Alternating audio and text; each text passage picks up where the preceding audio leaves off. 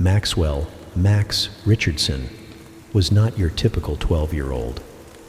With his tousled brown hair that always seemed to fall in front of his eyes and a pair of round glasses perched precariously on his nose, Max had an air of quiet intelligence about him.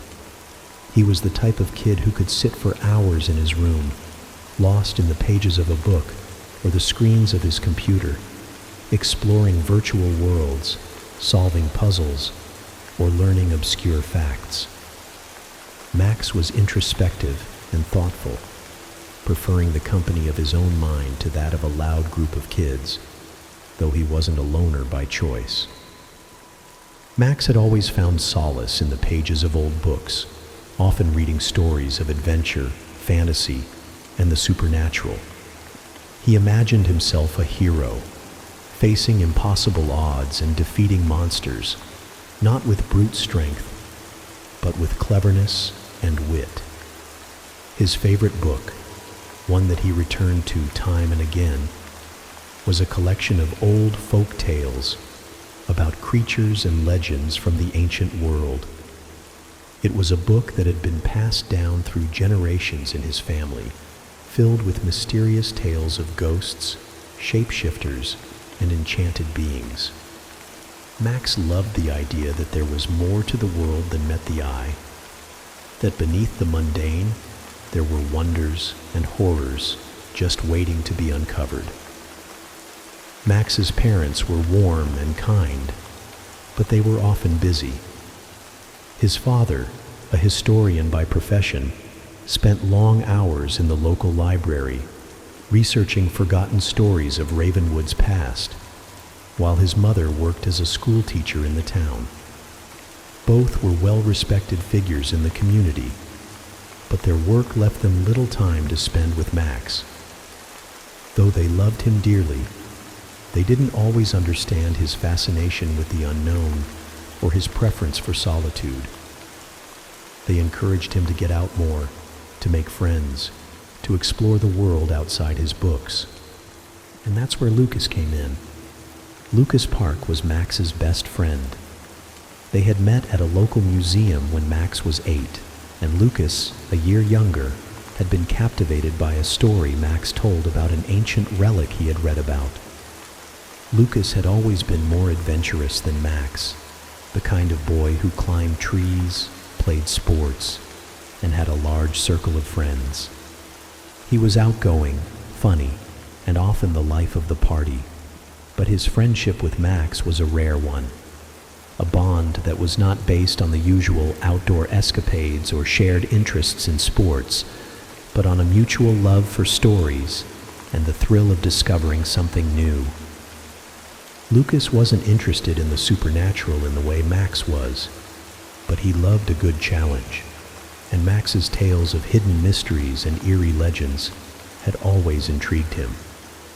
Lucas was the first to suggest that they investigate the rumors about the Richardson house, the stories that had circulated for years about strange noises coming from within, about lights flickering in the windows when no one was home, and, most tantalizing of all, the claim that a hidden treasure lay somewhere within the house's ancient walls. On this particular evening, Lucas had come over for a sleepover, a tradition the two friends had maintained ever since they were younger. Max had always looked forward to these nights, when the two of them would retreat into their own world, playing video games, talking about the latest book they were reading, or more recently, investigating the strange and eerie mysteries of their town. Tonight was supposed to be like any other, filled with laughter and stories, but Max could feel something different in the air, something unsettled. As the evening wore on, the sounds of their laughter and chatter filled the Richardson house, but the silence outside seemed to stretch just a little too long. The once soft rustling of the leaves in the wind had ceased, replaced by an almost unnatural stillness. The kind of stillness that sent a chill down your spine without you even realizing it. Max had been talking about the strange occurrences in Ravenwood, how a series of recent oddities, including the unexplained disappearance of a dog from the neighborhood, had started to make him uneasy. Lucas, ever the skeptic, was dismissive at first, cracking jokes about how Max was reading too many of his spooky books. But even Lucas couldn't ignore the strange atmosphere that had settled over the house. The normal hum of the house seemed to have died down. The air felt heavier, like a storm was brewing, even though the weather outside was clear. After a while, Max suggested they go upstairs and take a look around, perhaps in the attic or the basement, places that no one ever seemed to go. After all, it was a sleepover, and what better way to pass the time than exploring the strange corners of an old house? Lucas, although hesitant, agreed. They grabbed flashlights and made their way upstairs, the creaky wooden stairs groaning beneath their feet as they climbed. The upstairs was darker than the rest of the house, with the only light coming from the soft glow of a few dim lamps. The hallway was lined with old portraits of ancestors, their eyes following the boys as they moved. They reached the attic door, and Lucas gave Max a skeptical look. "Are you sure about this? I mean, there's nothing up here but old junk, right?" Max smiled, a little thrill coursing through him. "You never know. Maybe we'll find something interesting." They opened the door to the attic and stepped inside. The space was cold, and the air smelled musty, like time had forgotten it. Boxes and old furniture were stacked haphazardly, covered in thick layers of dust. The beams overhead creaked under the weight of the old house, and the faintest whiff of something unfamiliar lingered in the air. Max's heart raced a little as he scanned the room. The attic had always intrigued him, but tonight, something felt different. The shadows in the corners seemed to stretch longer than they should, and the quietness of the house felt more oppressive than usual. Lucas pulled out a dusty old box from under a pile of blankets. "What do you think? Could this be the treasure we've been hearing about?" Max stepped closer, eyes narrowing. He didn't know what they were going to find, but something about tonight felt like the beginning of a new adventure, one that might uncover something much darker than either of them had anticipated. As the sun dipped below the horizon, the darkened sky outside seemed to swallow up the last remnants of daylight, leaving the world bathed in the eerie twilight glow that only a cool autumn night could bring.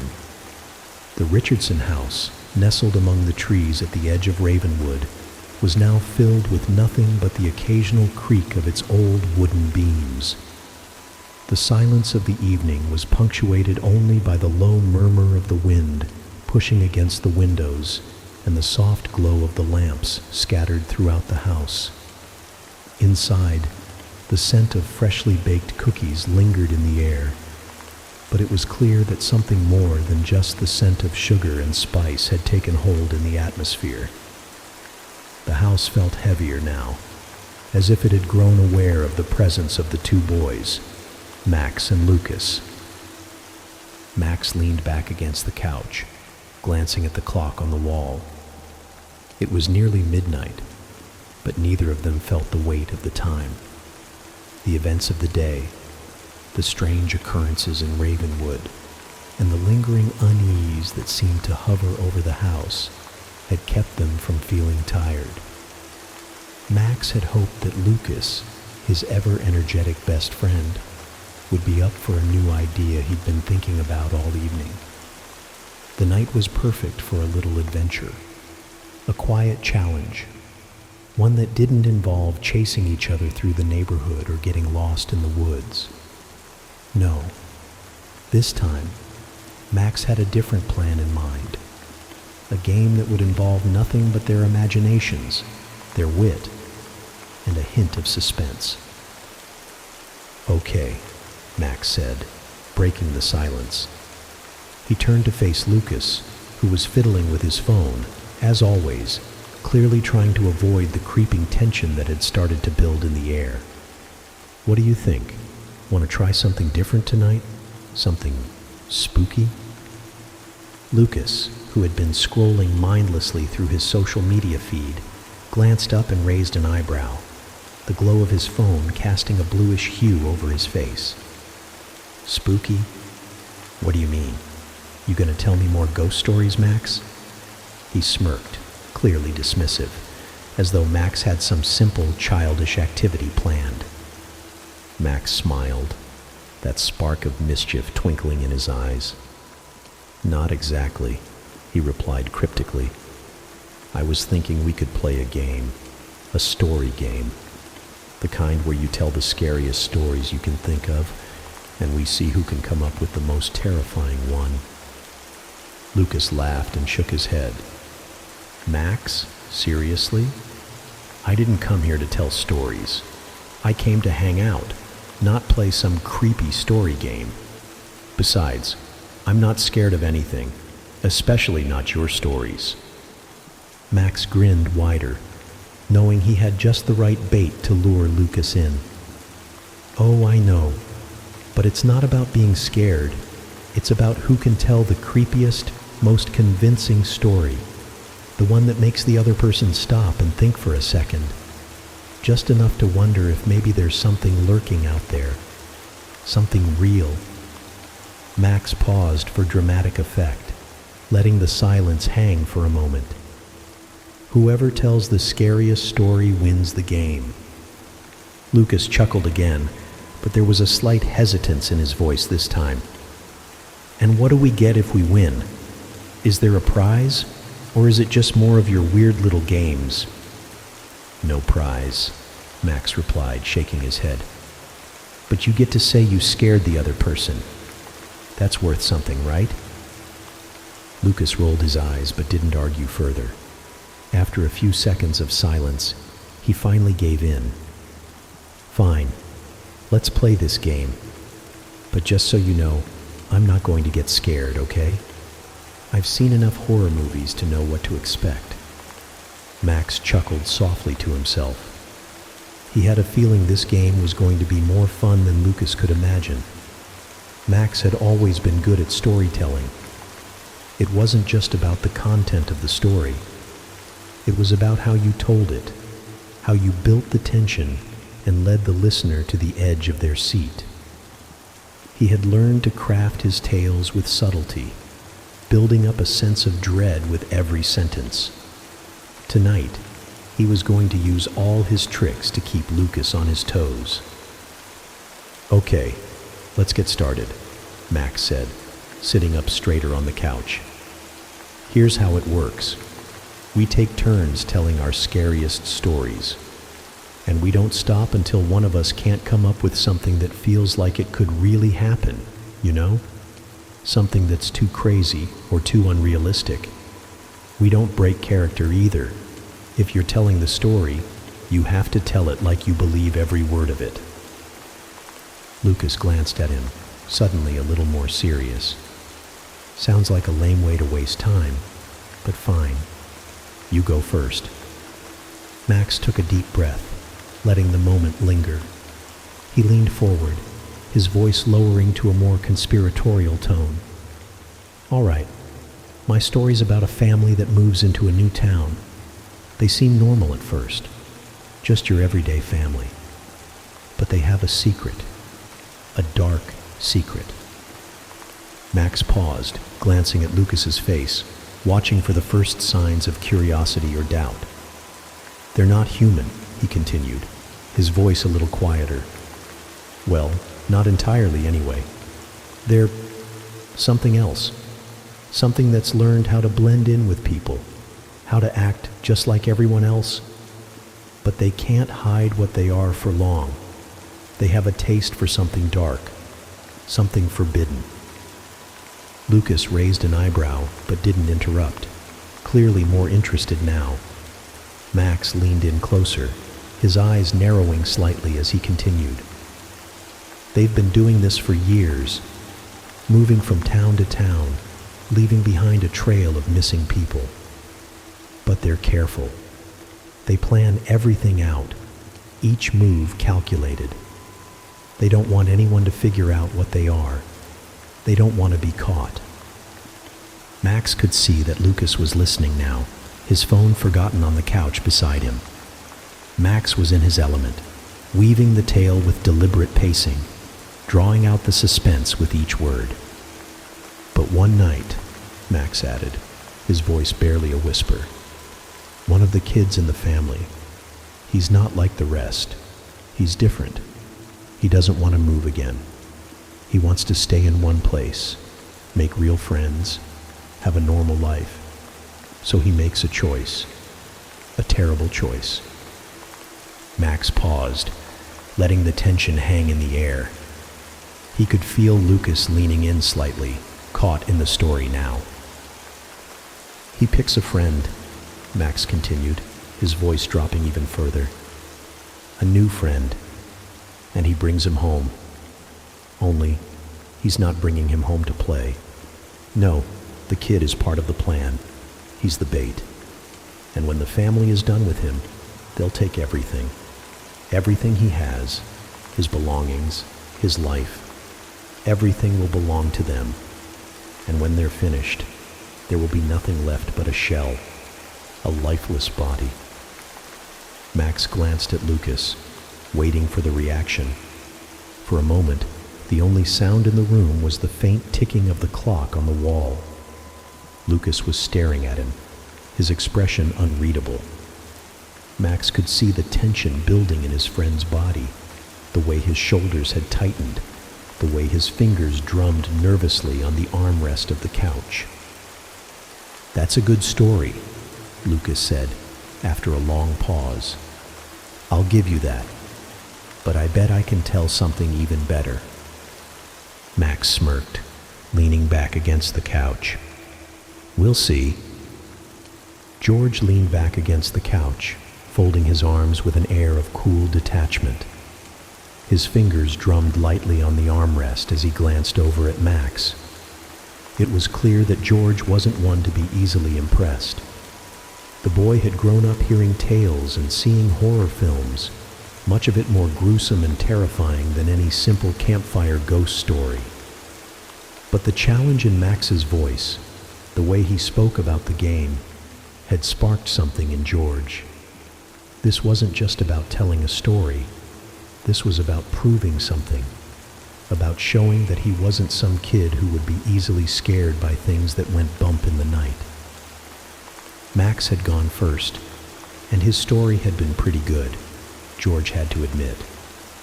But there was something in the way Max had delivered it, a little too much suspense, a little too much drama, that made it seem almost theatrical. And George wasn't a fan of that. He liked things grounded, things that made sense.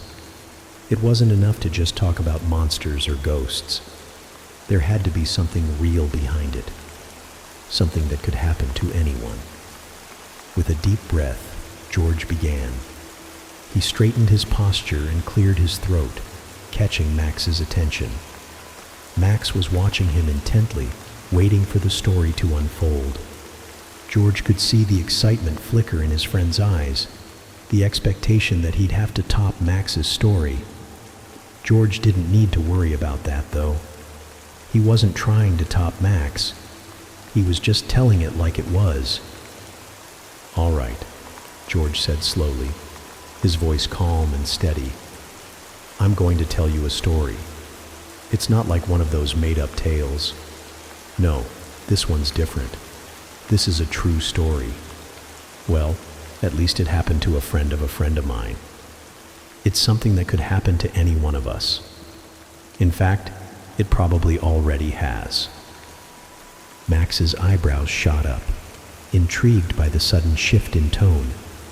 The casualness of George's demeanor had taken on an edge, and Max's interest deepened. "It starts with this guy," George continued. "Let's call him Tim. Tim was an average guy. Nothing special about him, really. He worked at a small tech startup, didn't have a lot of friends, but he was okay with that. He'd go to work, do his thing, and come home to an empty apartment. He liked the quiet. He liked the solitude. But that's where things started to go wrong. George paused for effect, his eyes flicking around the room as if making sure no one was listening. Max leaned in slightly, sensing that George was about to get to the heart of the story. "One night," George said in a low voice, "Tim gets a call. It's from an old friend of his, a guy he hasn't heard from in years. His name's Jason, and Jason wants to meet up." They hadn't spoken in ages, but Tim agreed. It had been too long since he'd seen anyone, and Jason had always been fun to hang out with back in the day. So Tim meets up with him at a bar downtown. Nothing too fancy, just a regular place. They grab a drink, chat for a while, and catch up on life. George's eyes narrowed slightly as he continued. "But there's something different about Jason. He's acting strange. It's subtle at first, just little things. He keeps glancing around the room like he's being watched. He's jittery, tapping his fingers on the table, looking at his phone every few minutes like he's waiting for a message. But it doesn't really click with Tim. Not yet. Not until Jason says something that sends a chill down his spine." Max was listening intently now, his fingers gripping the edge of the couch as George's tone grew darker. Jason leans in close to Tim, and he says, "You ever feel like you're being followed? Like, no matter where you go, someone's watching you?" George paused, watching Max's reaction. Max didn't say anything, but the tension in the room thickened, the quiet almost unbearable. Tim laughs it off, thinking it's just Jason being weird. But Jason doesn't laugh back. Instead, he just stares at him, his eyes wide, almost panicked. "I'm serious," he says. "I've been feeling it for days. Everywhere I go, I feel like someone's there. Someone's watching me. I don't know who they are, but I know they're there." Max shifted slightly, an uneasy look on his face. George could tell his friend was hooked. At first, Tim thinks Jason's just being paranoid. Maybe he's had too much to drink. Maybe he's stressed out from work, but he brushes it off. They finish their drinks and head outside, and that's when it happens. George leaned forward, lowering his voice to a near whisper. They're walking down the street when Jason suddenly stops. He turns to Tim and says, "We're being followed, right now. Do you see that guy? That guy over there?" Tim doesn't see anyone, but Jason is pointing across the street. And that's when Tim realizes that Jason's not just being paranoid. There is someone standing across the street, watching them. A man, just standing there in the shadows, not doing anything, not even moving, just watching. And that's when Tim feels it too, this icy sense of unease creeping up his spine. Jason grabs Tim's arm and pulls him down an alleyway. "Come on, we need to go, now." They start walking faster, but Tim can't shake the feeling that the man is still there, still following them. Jason's grip on his arm tightens, and Tim can hear the panic in his voice as he says, "We can't stop. He's after us." George paused dramatically. Max was staring at him now, fully engaged. They make it back to Tim's apartment, but as soon as they get inside, Jason locks the door behind them. He pulls the curtains closed, looking out the window every few seconds. He's out of breath, sweating. And then, for the first time that night, Tim sees the fear in Jason's eyes. Real fear. George's voice dropped lower. Jason finally tells Tim the truth. He admits that for weeks, he's been seeing this man everywhere. At the grocery store, at his office, in the park. He even saw him outside his own apartment building one night. The man doesn't do anything. He doesn't approach. He doesn't speak. He just watches. And Jason is convinced that this man is after him. He thinks that this man is somehow connected to something. Something terrible that Jason did a long time ago. Max's eyes widened. What do you mean? What did Jason do? Jason didn't tell Tim the whole story, but what he did say was that he's been trying to find out who this man is. He's hired private investigators. He's tried everything, but every time he looks into the man, he finds nothing. The man has no name, no history, no background. It's like he doesn't exist. But Jason's sure of it. This man is stalking him, and there's nothing he can do to stop it. George's voice was barely above a whisper now. The next morning, Tim gets a call from Jason. It's not a normal call, though. Jason's voice is frantic. He says, "He's here. He's outside my window." And then the call goes silent. Tim tries calling back, but there's no answer. He rushes over to Jason's apartment, but when he gets there, Jason's gone. The apartment's locked up, the door is secure, and there's no sign of struggle. It's like Jason just vanished. And the man? He was gone too. Max sat frozen. George let the silence stretch for a long moment, watching his friend closely. "And that," George said softly, "is the last time anyone ever heard from Jason. No one knows what happened to him.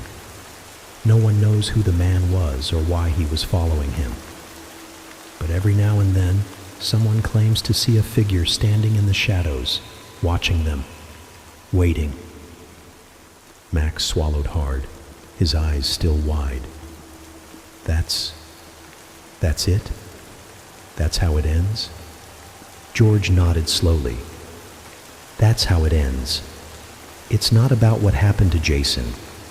It's about the fact that you never really know who's watching you, who's out there, waiting for you to make a mistake, who's tracking your every move, even if you don't see them."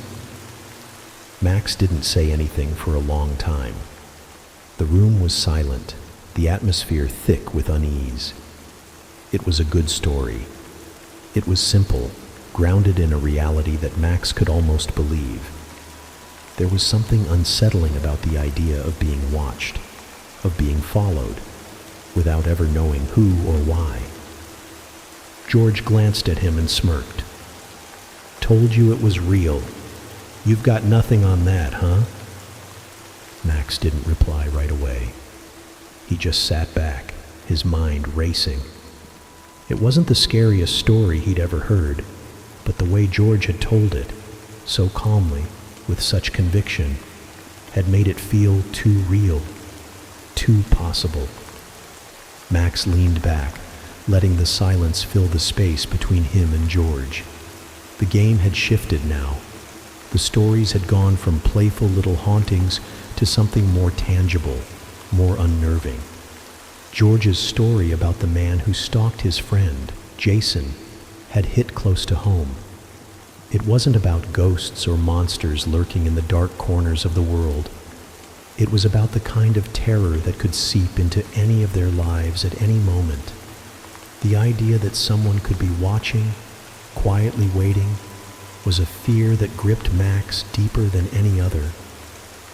Max cleared his throat, a signal that it was his turn. He glanced at George, who had been too quiet since telling his story. The intensity in the room had thickened, and the challenge of trying to top George's story weighed heavily on Max. It wasn't just about being scary anymore. It was about pulling George back into the game, reminding him of the thrill that only a good, unsettling story could offer. Max leaned forward, lowering his voice so it would cut through the heavy air like a whisper in the dark. "All right," he began. "I've got a story for you. But this one's different. It's not just some tale I've read in a book or watched in a movie. It's something that happened to someone I know." George shifted in his seat, his posture more rigid now. He was no longer the skeptical, bored listener. His curiosity was piqued. "This better be good, Max," he said, trying to keep the edge of bravado in his voice, but Max could see through it. George was already on edge, waiting to hear what would come next. Max took a slow breath, casting a glance toward the window. The night outside had settled into an oppressive stillness, the kind of quiet that makes you feel like the world is holding its breath, waiting for something to happen. The wind had died down, and the house seemed unusually still. Max's mind began to form the words, shaping the story he was about to tell, building the tension he knew George was hungry for. "This story," Max began, "is about a family, much like any other. They lived in a small house on the edge of town. It wasn't anything special, just a place where they could call home. A mother, a father, and 2 kids. They were a normal family, you know. The kind of family you'd see walking around the neighborhood, going to the grocery store, spending weekends at the park. Nothing out of the ordinary. They were a picture-perfect family. But what people didn't know, what no one could have ever guessed, was that this family had a dark secret. A secret so terrible, it would haunt them for years." Max paused for effect, letting the words settle in the air between them. He could see George's brow furrow, an involuntary reaction that revealed his interest. Max wasn't sure yet if he had George hooked, but he could tell it wouldn't be long before the story started to work its magic. "The family had a daughter," Max continued. "Her name was Clara. She was just like any other kid, really. Lively, smart, a little mischievous at times, but nothing unusual. She had friends at school, spent her days playing in the yard, and loved to read books about magic and adventure. But something about Clara changed when she turned 12. Something shifted inside her, something that no one could explain. Her parents noticed it first. At first, it was small, just little things. She started staying up late, reading strange books that none of them recognized. She would spend hours staring out of her window, watching the trees sway in the breeze, and muttering to herself. But then, one night, Clara disappeared. Max let the last word hang in the air, the tension building. He watched George carefully, gauging his reaction. George was leaning forward now, eyes wide with curiosity. Max had his attention. "No one could figure out what happened to her," Max said, his voice dropping to a whisper. "Her parents searched the house, the yard, the entire neighborhood. They called the police, but there was no sign of Clara. No clues, nothing. It was like she had vanished into thin air. And then, 3 days later, Clara reappeared. But when she came back, she was different." Max paused, letting the story take hold. He could see George's eyes narrowing, as if trying to piece together the mystery of Clara's disappearance. When Clara returned, her parents noticed that her behavior had changed. She wasn't the same girl they had known.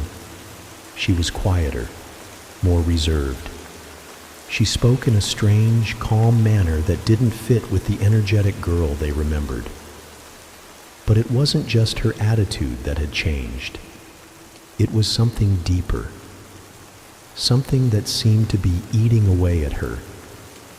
Every time they tried to talk to her about where she had been, she would just look at them with these empty eyes and say, "I was waiting." Max's voice took on a darker tone, his words more deliberate now. And that's when things started to get really strange. Clara's parents began to hear noises at night, scratching sounds from the walls, whispers, soft and unintelligible, echoing through the house. At first they thought it was the house settling, maybe some mice or the wind. But the noises didn't stop. They grew louder, more persistent. And then, one night, Clara's father, Richard, decided to investigate. He went into the attic, where the sounds seemed to be coming from. Max paused, looking over at George, his eyes scanning for any signs of fear. What he found there, he continued, was the last thing he expected. At the far corner of the attic, there was a small wooden door. It was hidden behind some old furniture, but it looked like it hadn't been opened in years. Richard had no idea what was behind it, but something told him to open it. So, he did. And when he opened the door, he found a small, dimly lit room. The air was thick with dust, and the walls were covered in strange symbols that seemed to shimmer in the dim light. But the most disturbing thing was the body lying in the center of the room. Max's eyes locked onto George's, his voice a low whisper. It was Clara, or at least it looked like her, but it wasn't. The Clara in the room was pale, lifeless, and her eyes were wide open, staring blankly into space. Richard's heart stopped when he saw her. He rushed to her side, but she didn't move. She didn't blink. And that's when he realized the truth. The Clara he had brought back from the woods wasn't his daughter. It was something else. Something pretending to be her. Max felt a cold chill as he said the next part, his voice faltering slightly. Richard backed out of the room, horrified, and slammed the door behind him. He rushed downstairs, but when he reached the living room, he saw Clara standing there, smiling at him. Her smile wasn't warm, it was cold, unnatural. She looked at him with eyes that weren't her own. "I've been waiting," she said again, "waiting for you to find me." Max's words hung in the air, the weight of the story sinking into the room. He watched George closely, knowing he had struck a nerve with the unsettling twist. "It wasn't Clara," Max continued softly. "Whatever it was, it had taken her place. It had waited for Richard to open that door. And from that night on, strange things kept happening around the house. The noises, the whispers, and sometimes, just sometimes, the family would catch glimpses of Clara in the corner of their vision, standing at the window or hiding in the shadows.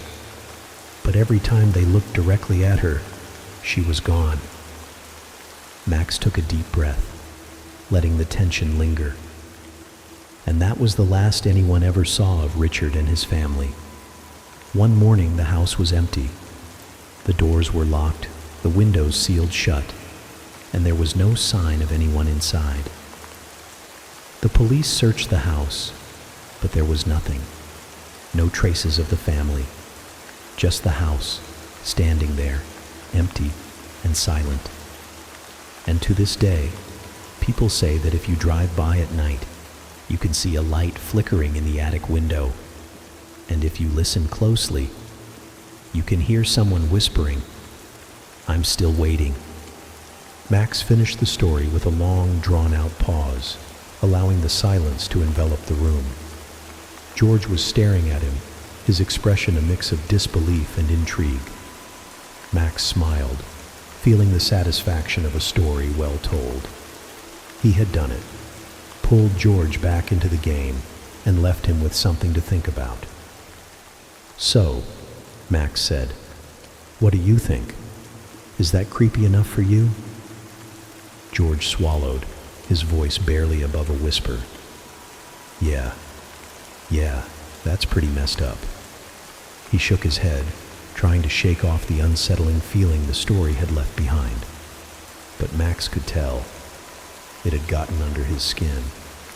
The room seemed to grow colder as the minutes ticked by, the air thick with tension, each sound from outside the house amplified in the silence. Max watched as George shifted uncomfortably in his seat, his eyes darting nervously around the room. The flickering candlelight cast strange, shifting shadows across the walls, making everything appear alive, like it was moving, stretching just beyond the edge of perception.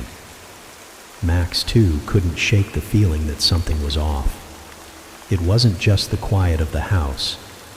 It was the oppressive stillness in the air, like the whole world was waiting for something to happen. Max sat on the edge of his seat, feeling his pulse quicken as he glanced at George. His friend's face was pale, and though he tried to maintain his usual confident air, there was an edge of uncertainty in his eyes. The game had taken a turn that neither of them had anticipated. What had started as a simple challenge to tell scary stories had turned into something more, a shared unease that neither of them could shake off. Max had intended to scare George, to rattle him with his story, but now it seemed that the atmosphere itself had shifted. It was as if the very house was feeding off their unease, amplifying it, turning it into something tangible.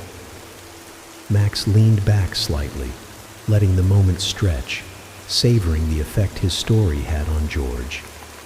He was waiting for a response, for the typical retort, the dismissive laugh that George often gave when he felt a story was too far-fetched. But instead, there was nothing, just silence. Max's fingers drummed against the armrest as he looked at his friend. The silence in the room was almost unbearable, and that's when it happened. A small, subtle noise, so faint at first that Max thought it was just his imagination, seemed to come from the hallway just outside the door. It was like a soft scrape, a faint scuffling sound, as if something was brushing against the walls. Max's heartbeat quickened. He looked over at George, who had frozen in place, his eyes wide, trained on the door. The noise continued, just a little louder now, closer. Scrape, scratch. Max held his breath, straining to listen, his gaze never leaving George's face.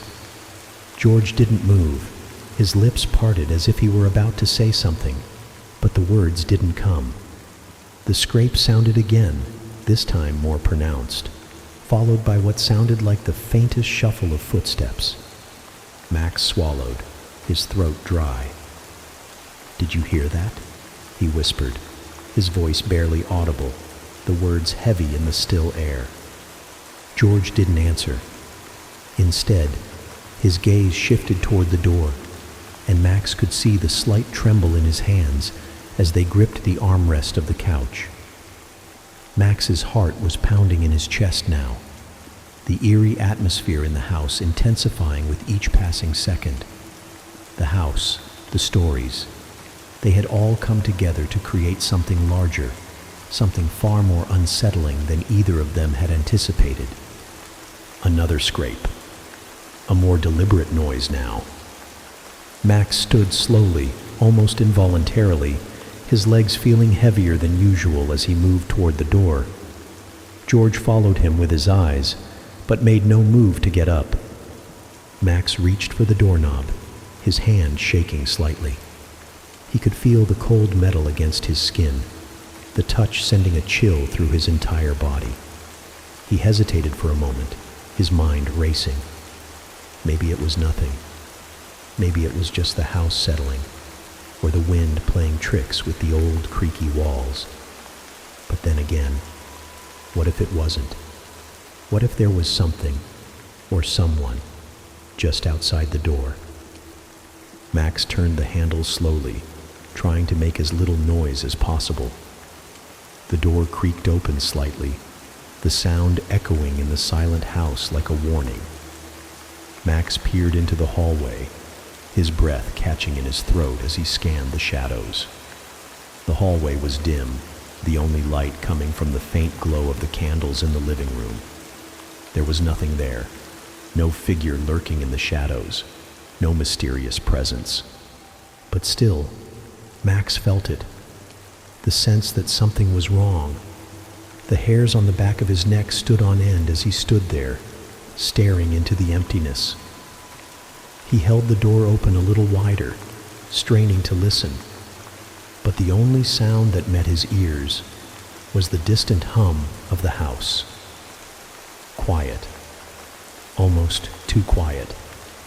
Then, just as he was about to close the door, he heard it. The faintest whisper, so soft that it could have been the wind or something else. "Max!" The voice came from behind him. A voice he didn't recognize, but it was there, clear as day, right in his ear.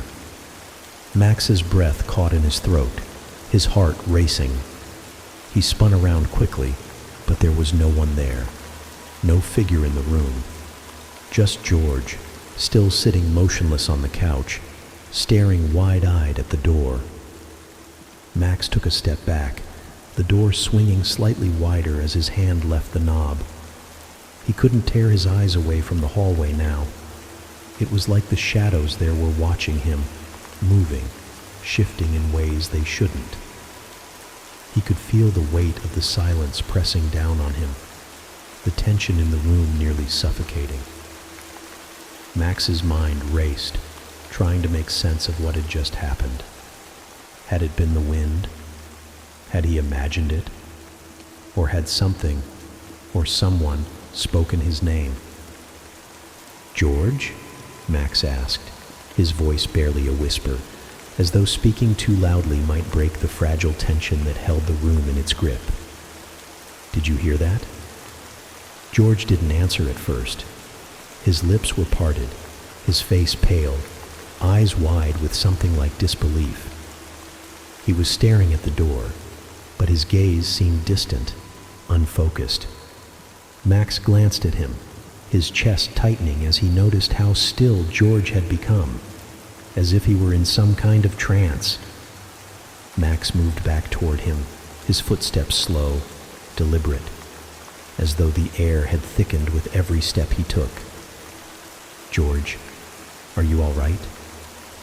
But when Max reached the couch and looked down at his friend, George was no longer looking at him. His eyes were fixed on something across the room, his body rigid, as if he had seen something he couldn't explain. Max followed his gaze, his heart leaping in his chest as he turned toward the same spot.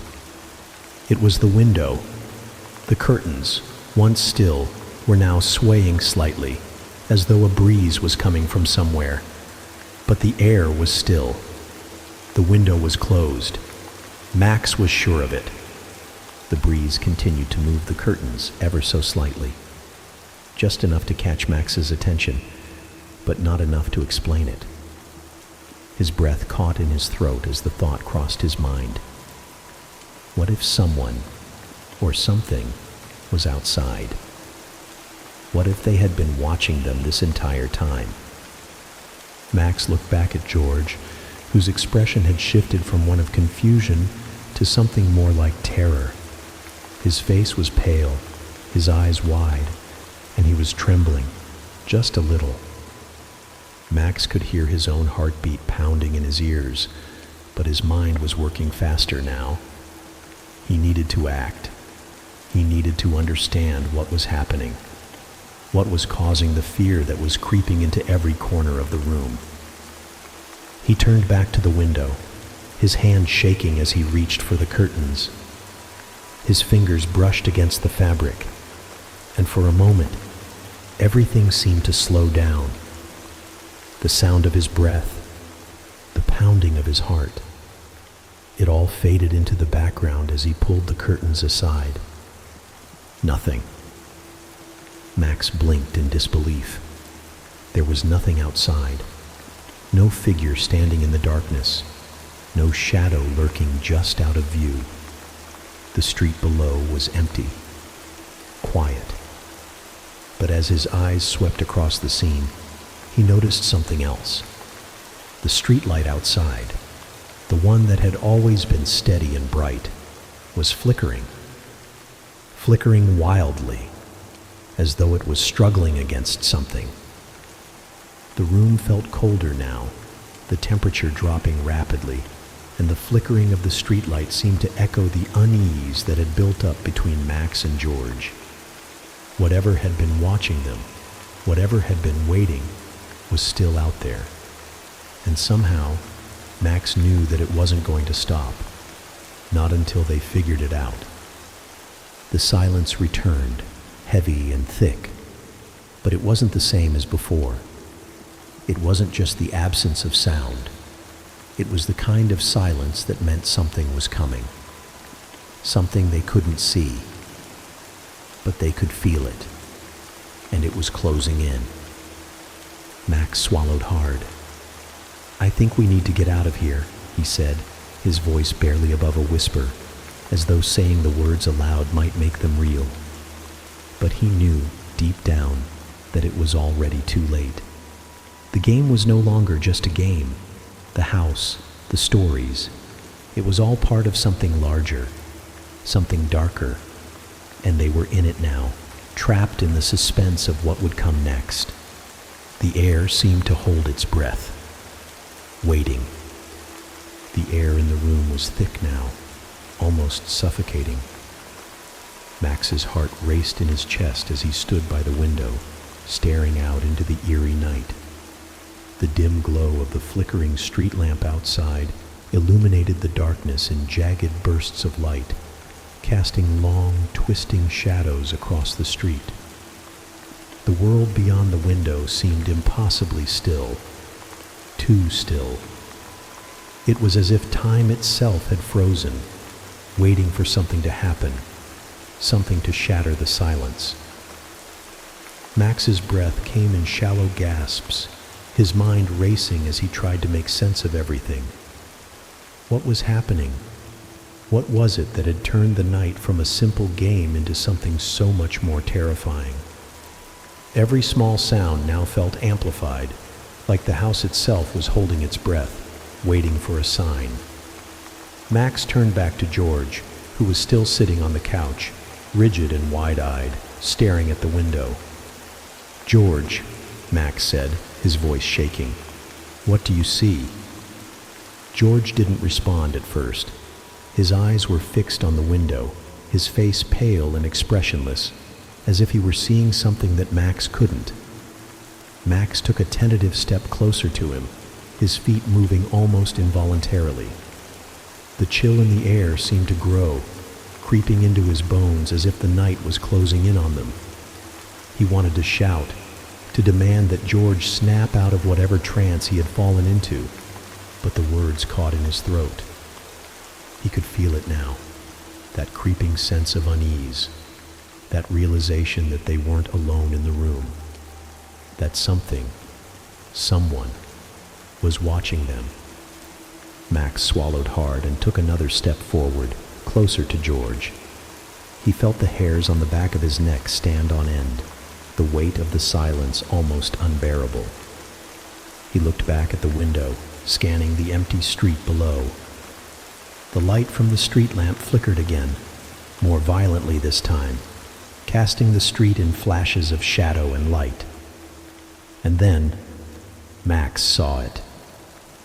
For the briefest moment, he caught a glimpse of something moving in the dark, just beyond the reach of the street lamp.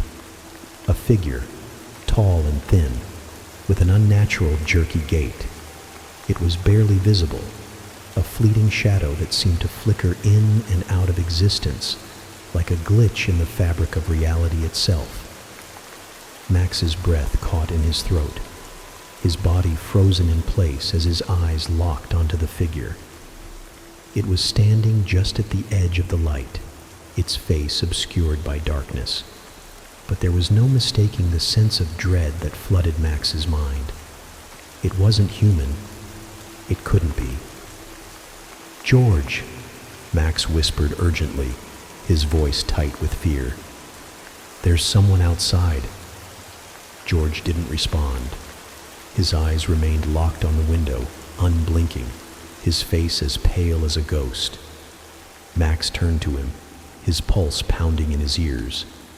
He reached out a trembling hand and shook George's shoulder, trying to snap him out of whatever daze he was in. "George, snap out of it," Max cried, his voice rising with panic. But still, George didn't move. It was as though he couldn't hear him, as though he was trapped in some sort of spell.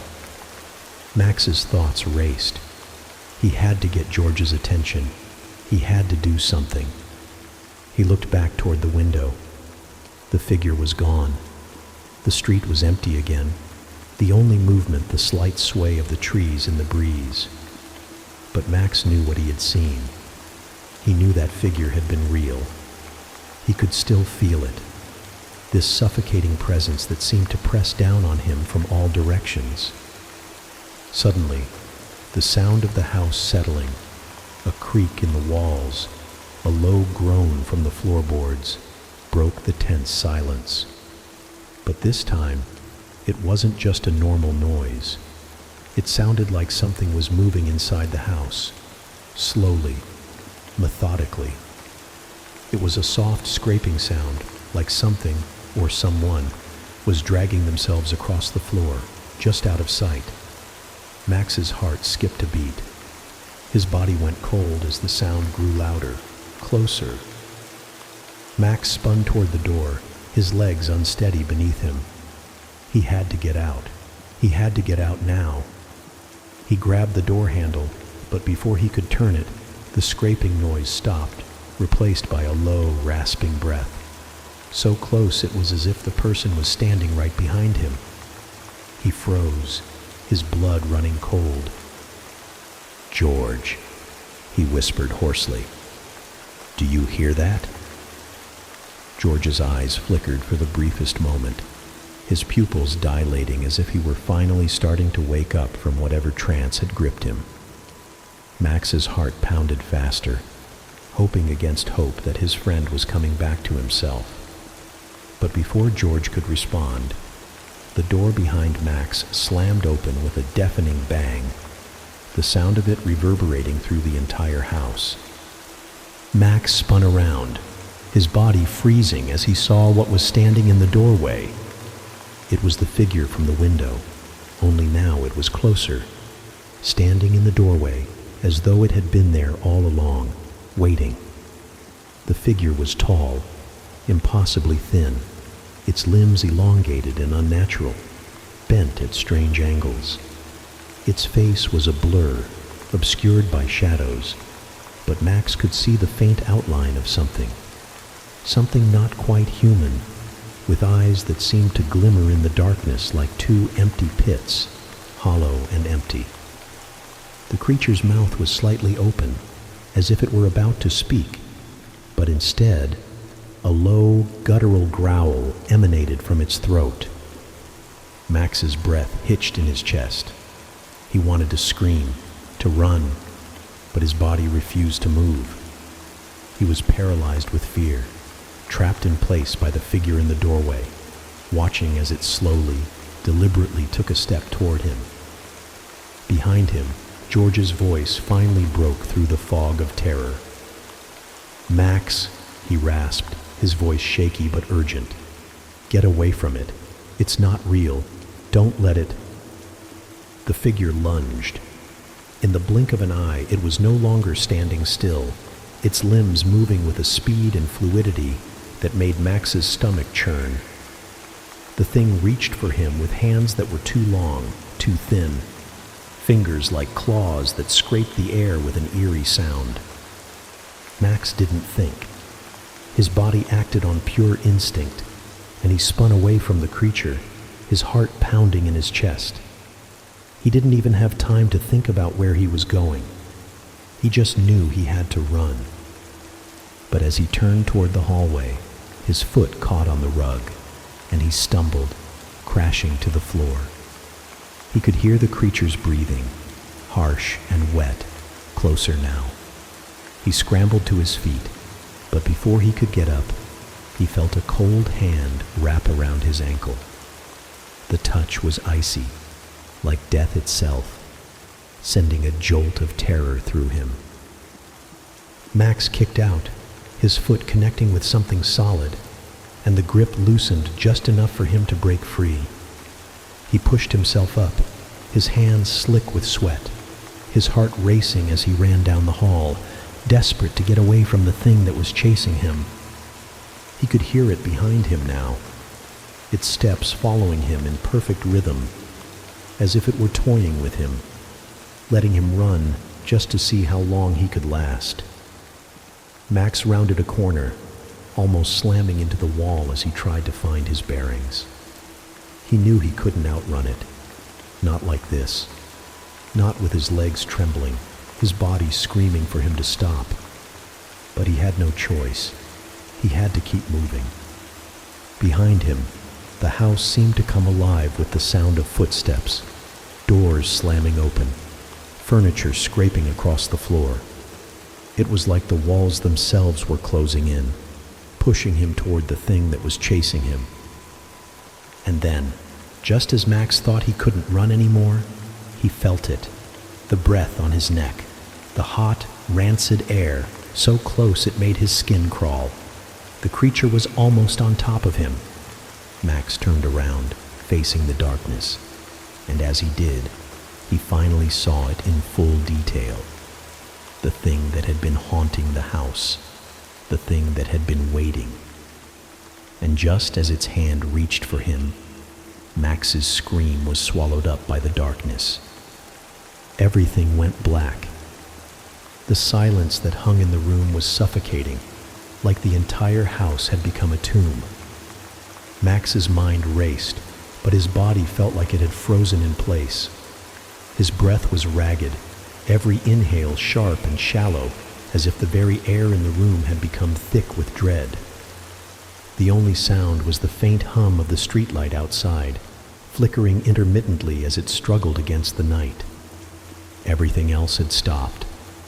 The house was no longer alive with the noise of creaking floorboards or the gentle rustle of curtains in the wind.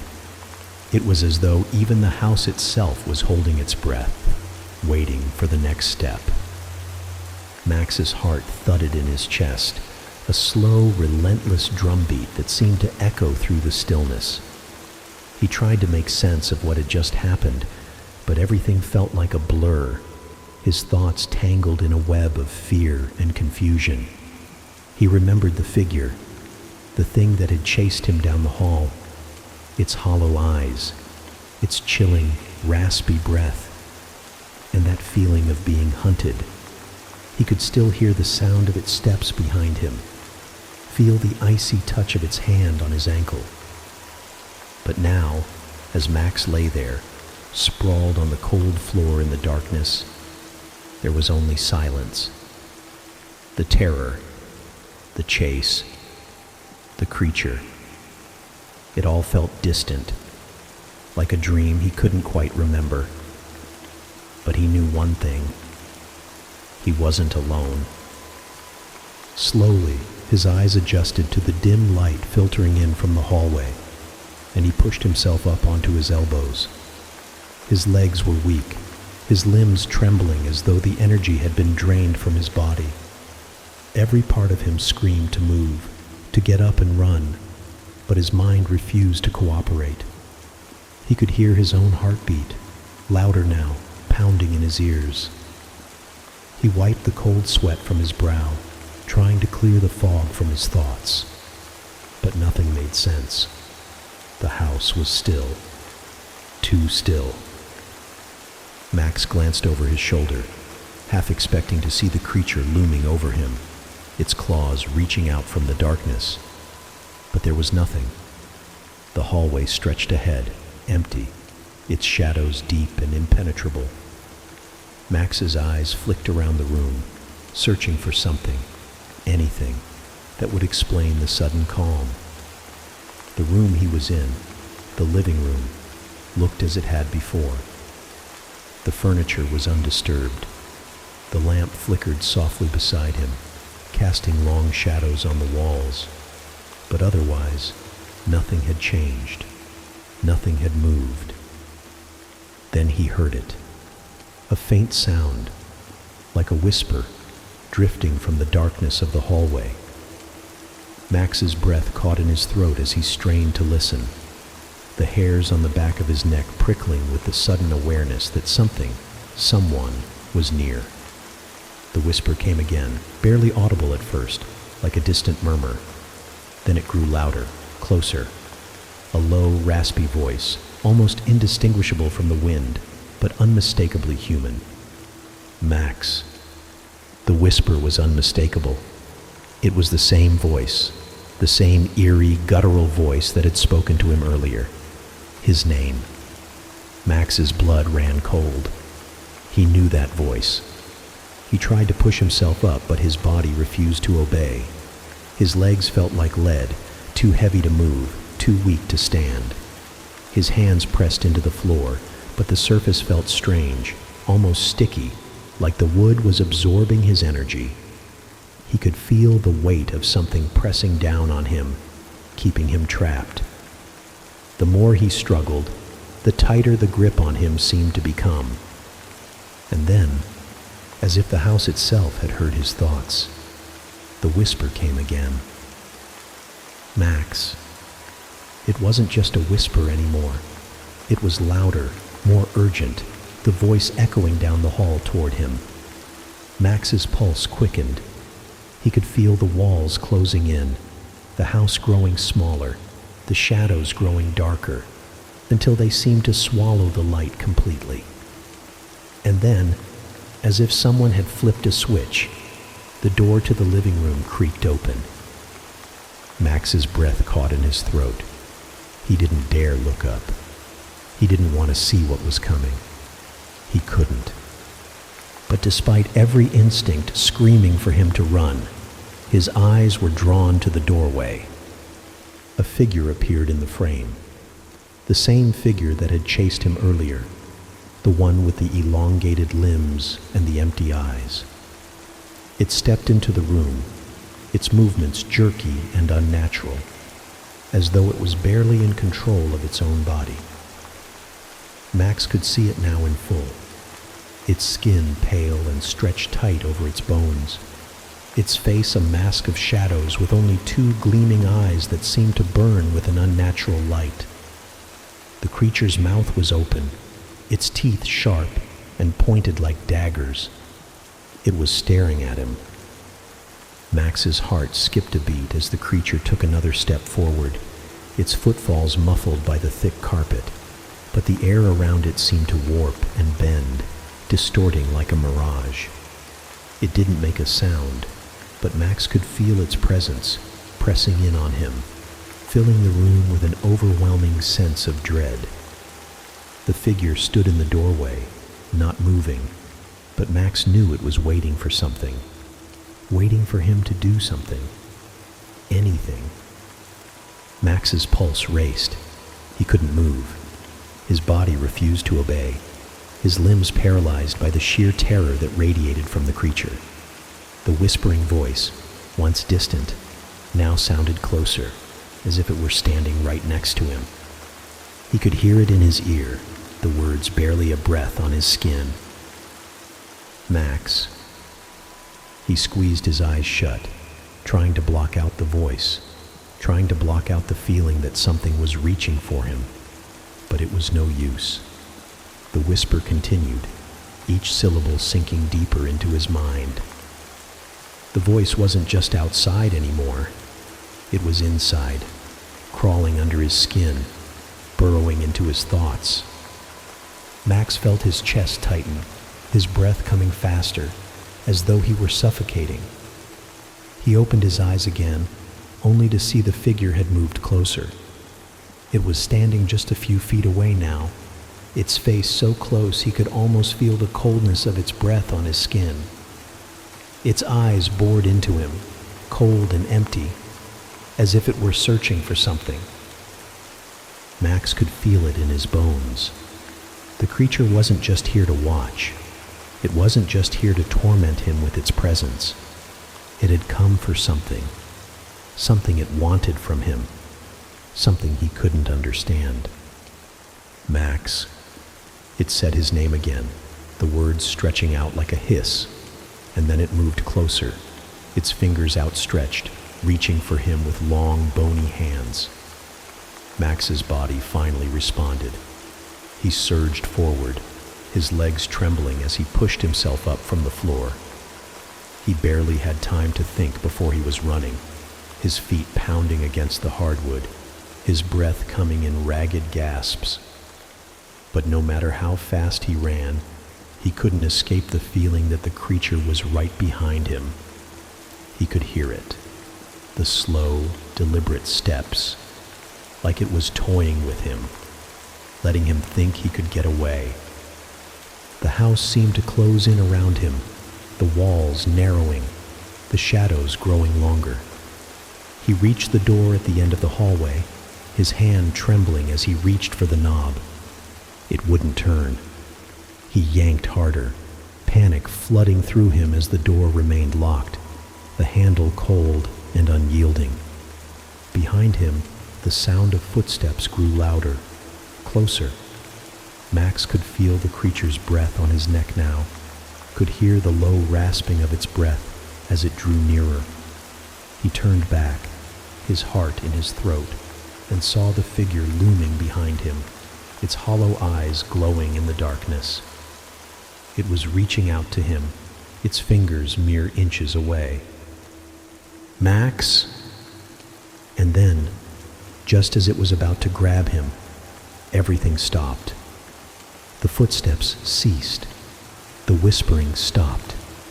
The figure froze in place, suspended in the air as though caught in some invisible force.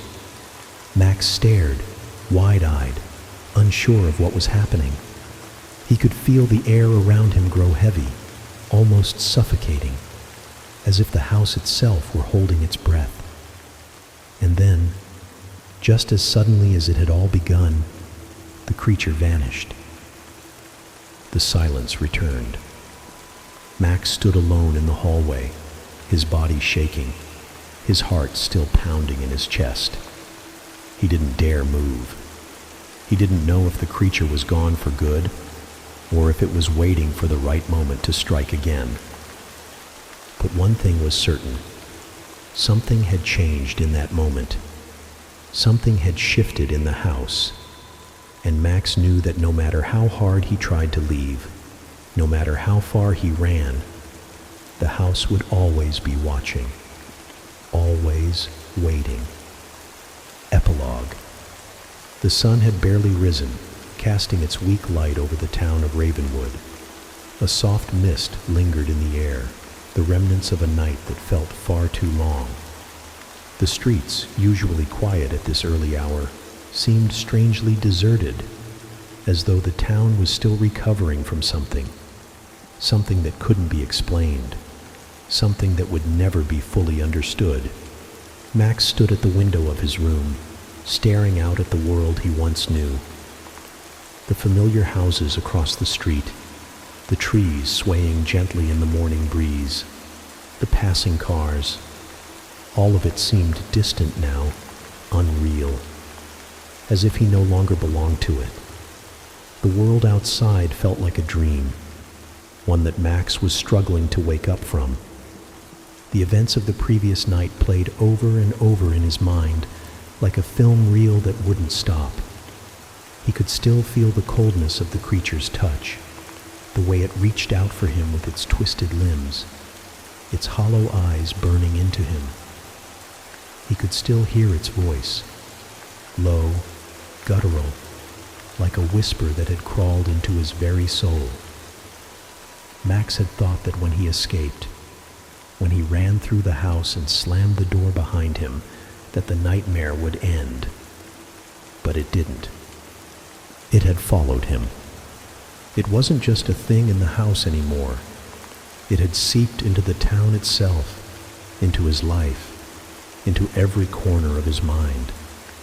Max had barely slept. He could feel its presence now, in the creaking of the floorboards, in the rustle of the trees outside. It was there, watching, waiting, always there. And no matter how hard he tried to deny it, no matter how desperately he tried to move on, the truth remained. Whatever it was, it had followed him into the waking world.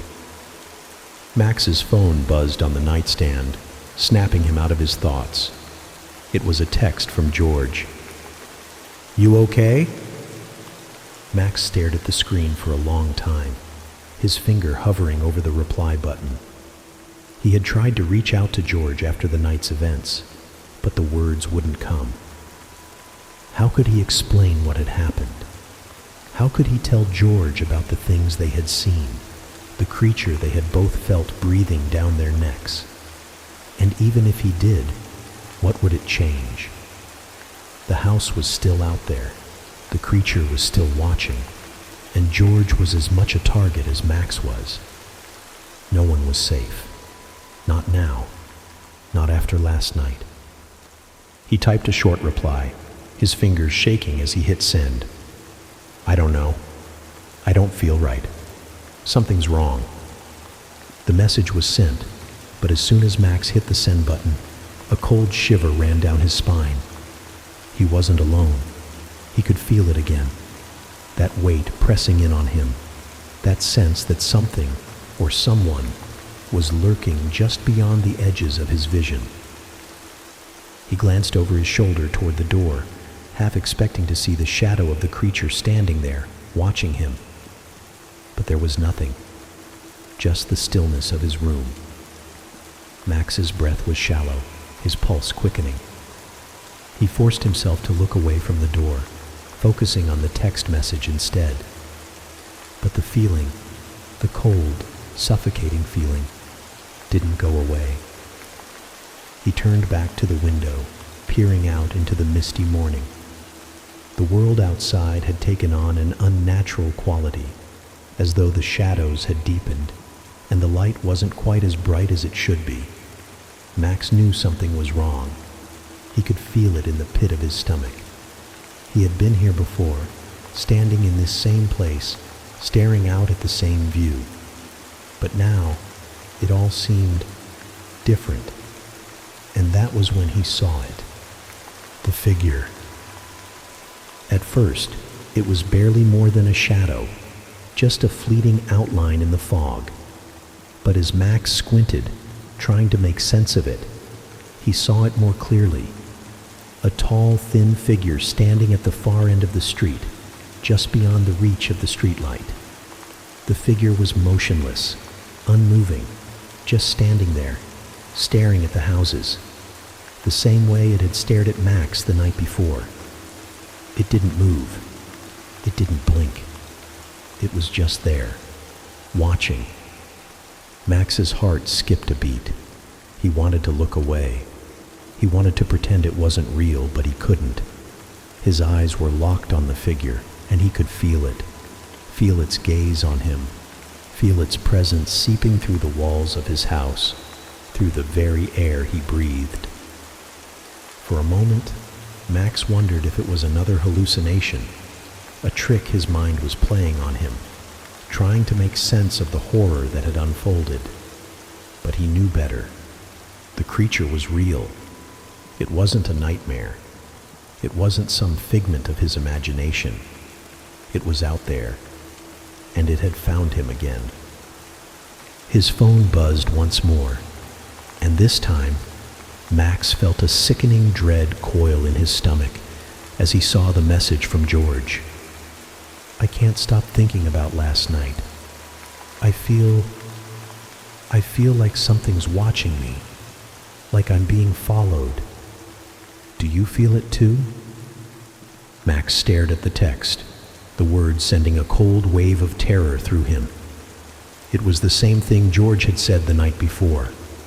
The same feeling. The same terror. Max quickly typed a response, his fingers trembling. It's not just in our heads. It's real. It's still here. He hit send, but even as he did, he knew it was too late. The creature, whatever it was, had already made its way into George's mind. And Max wasn't sure how much longer he could keep running, keep hiding, before it came for him too. Suddenly, there was a knock at the door. Max's blood ran cold. His mind raced. It couldn't be.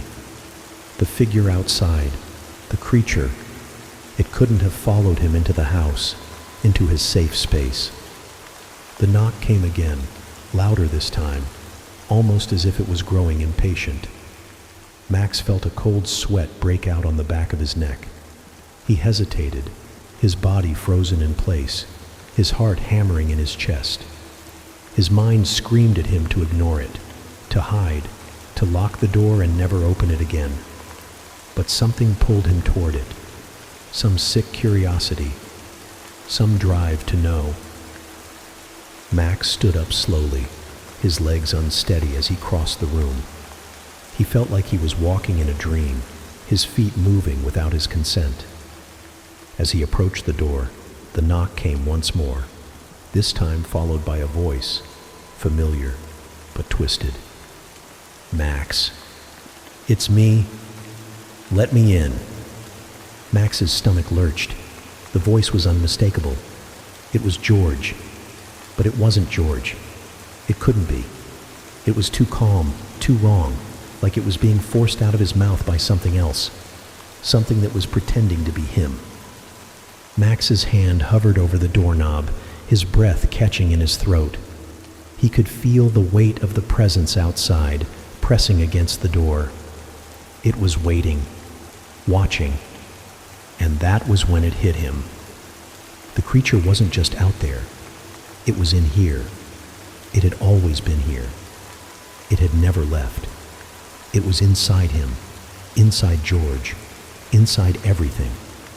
And no matter how far they ran, no matter how much they tried to hide, they would never escape it.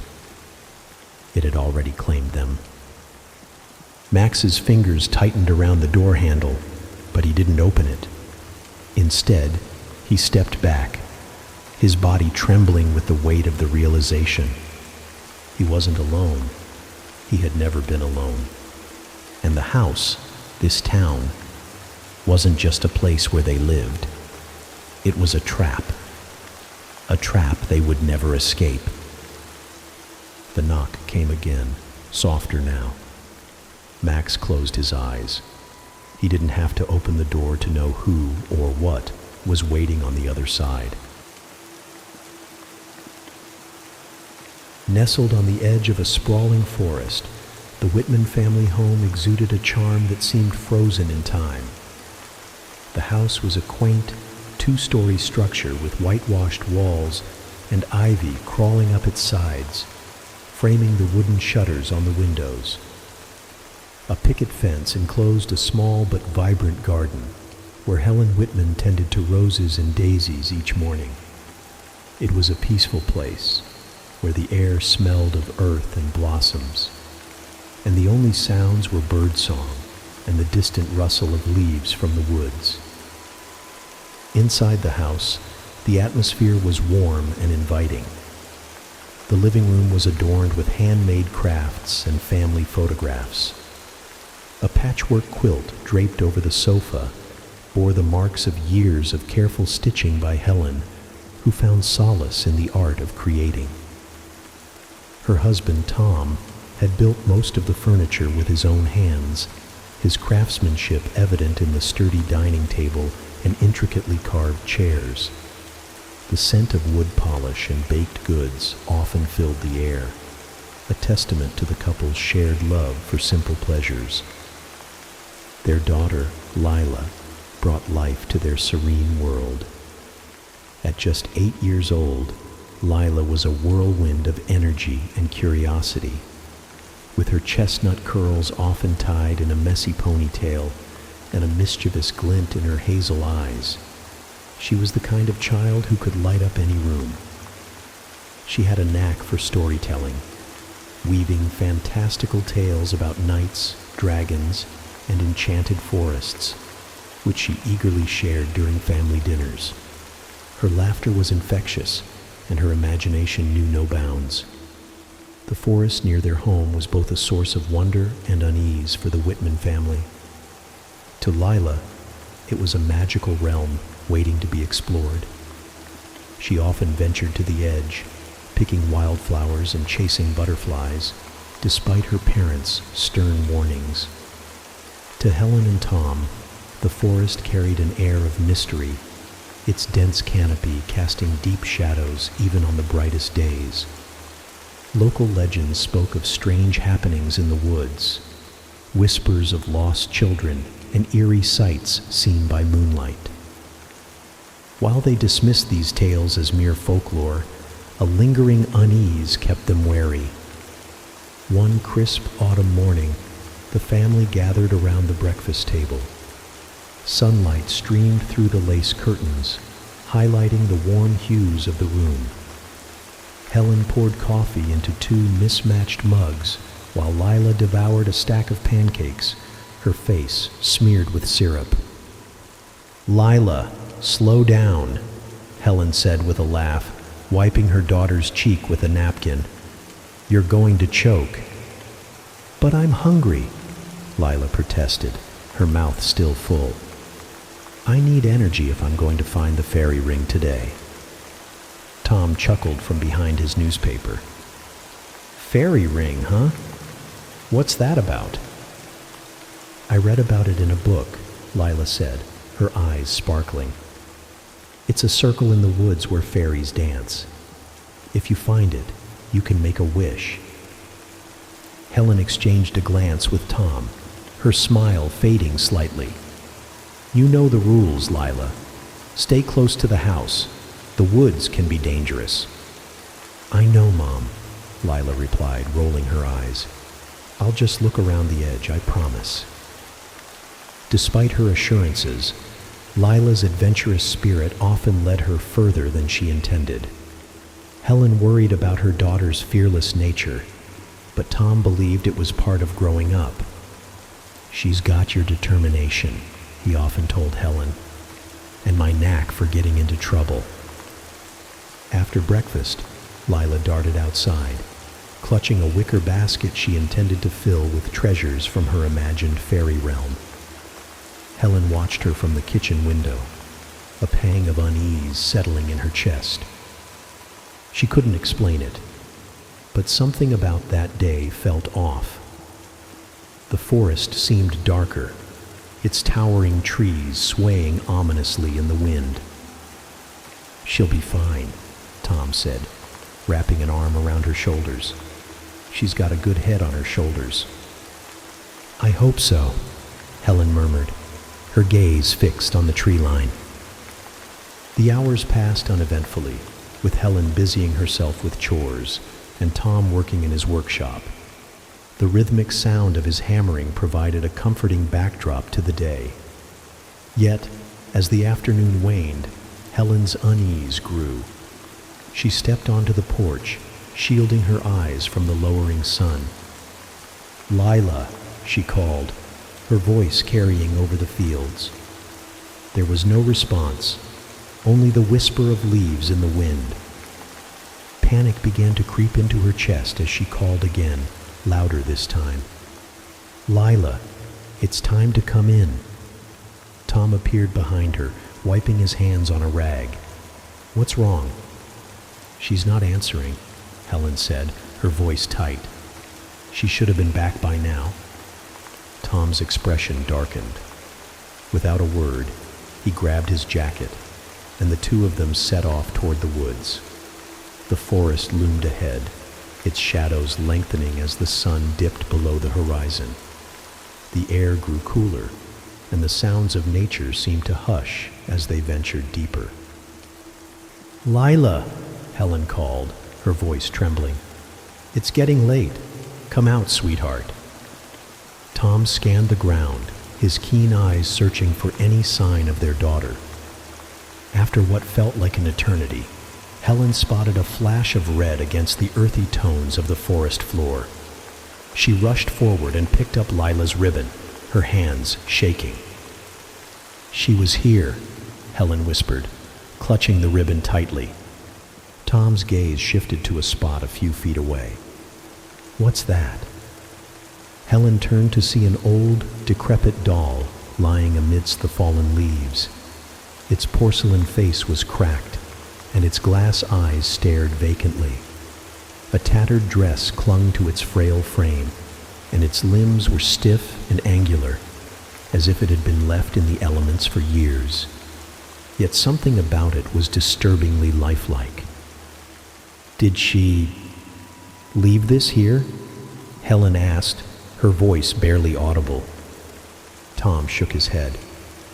"I've never seen it before." A chill ran down Helen's spine as she reached out to pick up the doll. It felt cold and oddly heavy in her hands, as though it held more than its fragile appearance suggested. As she cradled it, she couldn't shake the feeling that it was watching her. "Let's keep looking," Tom said, his voice firm. "She can't have gone far." But as the sun disappeared completely and darkness enveloped the forest, the unease in Helen's heart grew into a gnawing terror. Somewhere in the distance, an owl hooted, and the wind whispered through the trees. The search would stretch into the night, but Lila was nowhere to be found. Only the doll remained, a haunting reminder of her absence and the mystery that had just begun to unfold. As the sun dipped lower in the sky, the orange and pink hues of the evening cast long, flickering shadows over the woods. Helen and Tom Whitman were still outside, their voices echoing in calls that went unanswered. "Lila!" Helen shouted, cupping her hands around her mouth. The sound bounced off the trees and dissipated into the forest's eerie silence. Her heart thumped against her ribs, every beat heavy with growing dread. Tom was a few steps ahead, scanning the ground for any sign of their daughter. His normally composed demeanor had cracked, his jaw clenched, and his brows furrowed. He stopped suddenly, bending down to inspect something on the ground. Helen hurried to his side, her breath catching in her throat. "What is it?" she asked, her voice shaky. Tom held up a tiny, muddy sneaker. "It's hers." Helen felt a wave of nausea. She grabbed the shoe, her hands trembling as she inspected it. "Why is it off her foot? Where is she?" Her voice broke into a near sob as panic surged through her. Tom placed a steadying hand on her shoulder. "We'll find her," he said, though his voice lacked its usual confidence. He scanned the forest around them, its towering trees now cloaked in shadows. "Let's split up and search the area. She couldn't have gone far." "No," Helen snapped, gripping his arm. "We can't separate. What if something happens to one of us too?" Tom hesitated, then nodded. "You're right. Let's stick together." They ventured deeper into the woods, their flashlights cutting narrow beams through the encroaching darkness. The further they went, the more the forest seemed to close in on them. The once familiar trees now appeared gnarled and alien, their branches like clawed fingers reaching for the sky. The air grew colder, carrying a damp, earthy scent that made Helen shiver. "Lila," Helen called again, her voice cracking. "Please answer us." A rustling sound nearby made them both freeze. Tom instinctively stepped in front of Helen, shining his flashlight toward the noise. For a moment, they both held their breath. Then, a small rabbit darted out from the underbrush and disappeared into the shadows. Helen exhaled shakily. "This is insane," she whispered. "She wouldn't have gone this far. She knows better." Tom didn't reply. His gaze was fixed on something ahead, a patch of ground where the dirt was disturbed, as though someone had been walking or dragging something through it. He knelt to inspect it, brushing aside leaves to reveal faint footprints, far too small to be his or Helen's. "She came this way," he said, his voice tense. "But why would she go so deep into the forest?" Helen's stomach churned. Lila had always been fearless, often testing boundaries to satisfy her wild imagination. But this was different. The woods were not a place for a child, not at this hour, not with the legends whispered by the locals about children who wandered too far and never came back. As they followed the faint trail of footprints, something else caught Helen's eye. It was a bright red ribbon caught on a low-hanging branch. She recognized it instantly. It was the one she had tied in Lila's hair that morning. "It's hers," Helen said, her voice trembling as she plucked it from the branch. Her hands clenched it tightly as tears blurred her vision. She was here. Tom put a hand on her back, but his attention was drawn to something lying in the dirt just a few feet ahead. "Helen," he said cautiously, his flashlight fixed on the object. "Do you see that?" Helen followed his gaze and froze. There, partially buried under a layer of fallen leaves, was a doll. Its porcelain face was cracked and discolored, its once bright blue dress now faded and torn. The doll's glass eyes glinted in the flashlight beam, staring vacantly into the distance. One of its arms was twisted at an unnatural angle, and its hair, a mix of synthetic fibers and clumps of dirt, clung to its scalp in disarray. "That's not hers," Helen said, shaking her head. "I've never seen that before." Tom approached it cautiously, crouching to get a closer look. He hesitated before picking it up, his fingers brushing against the cold, damp surface of its dress. "It's old," he said, inspecting it. "Looks like it's been out here for years." "Then why is it here?" Helen asked, her voice rising. "What does it have to do with Lila?" Tom didn't answer. He turned the doll over in his hands, noticing strange markings etched into the porcelain. They were faint, but unmistakably deliberate. Symbols and patterns that seemed almost ritualistic. He frowned, unease creeping into his chest. Helen took a step back, her breathing quickening. "Tom, I don't like this. Let's leave it and keep looking for her." Tom hesitated, but eventually nodded. He set the doll back on the ground, its cracked face staring up at them with an unsettling intensity. They continued their search, but the forest seemed to grow darker with every passing moment. The trail of footprints disappeared, swallowed by the shifting terrain, and the oppressive silence weighed heavily on them. As the hours dragged on, Helen's mind raced with horrifying possibilities. What if Lila had fallen into a ravine? What if she'd been bitten by a snake? What if something, or someone, had taken her?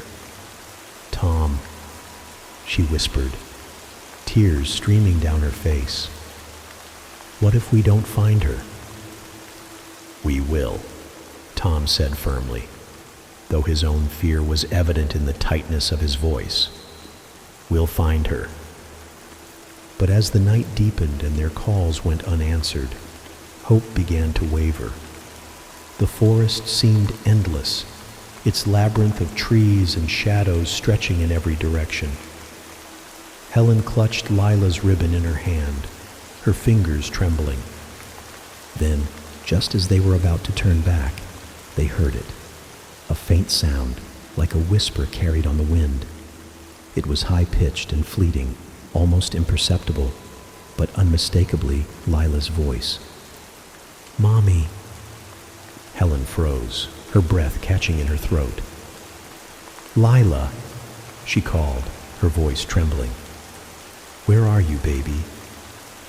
"Mommy." The voice came again, soft and distant, as though it was being carried from far away. Helen's heart leapt, and she took off in the direction of the sound, ignoring Tom's calls to wait. The forest seemed to close in around her, the trees pressing tighter as she ran. The voice grew louder, more desperate, and Helen pushed herself to go faster. "Mommy, help me." Helen stumbled into a small clearing, her flashlight beam sweeping across the ground. Her heart sank as she realized the clearing was empty, except for the doll. It was sitting upright now, propped against the base of a tree. Its head was tilted slightly, and its glass eyes seemed to glimmer in the darkness. "Helen," Tom said, catching up to her. He stopped short when he saw the doll, his face pale. How did it get here? Helen couldn't answer. Her legs felt like lead as she approached the doll, her hands trembling. The markings on its face seemed to have grown darker, more pronounced, and its cracked lips were parted slightly, as though it was about to speak. "Mommy," the voice came again, but this time it was unmistakably coming from the doll. Helen screamed, dropping her flashlight as she stumbled back. Tom rushed forward, grabbing her arm and pulling her away from the clearing. "We're leaving," he said, his voice trembling. "Now." "But Lila," Helen began, her voice breaking. "We'll find her," Tom said, though his eyes betrayed his own fear. "But not here. Not like this." As they fled the forest, the doll's glassy eyes seemed to follow them, its haunting whispers fading into the night. The search for Lila had only just begun, but the Whitmans would soon learn that their nightmare was far from over. The Whitman household was cloaked in a suffocating silence. The once vibrant home, filled with Lila's laughter and the comforting hum of family life, had become a hollow shell. The doll now rested on the kitchen counter, an unwelcome presence that seemed to drain the warmth from the room. Helen sat at the table, staring at the cracked porcelain face with a mix of fear and morbid fascination. "It's just a doll," Tom said for the 5th time that evening, though the tremor in his voice betrayed his unease. He stood by the sink, scrubbing a plate with unnecessary force. "You're letting your imagination run wild." "It spoke, Tom," Helen said, her voice hoarse. "You heard it too. You can't just brush that off." Tom slammed the plate into the drying rack and turned to face her. "I don't know what I heard, okay? Maybe it was the wind. Maybe we're both just exhausted from everything that's happened. But it's a doll, Helen. It's not alive." Helen tore her gaze away from the doll and looked at her husband. His face was drawn, his eyes bloodshot from lack of sleep. She knew he was trying to stay rational, to keep them both grounded, but she also knew what she had heard. The doll's voice, Lila's voice, still echoed in her mind, as clear and haunting as the moment it had called out to her in the woods. "I need answers," Helen said, standing abruptly.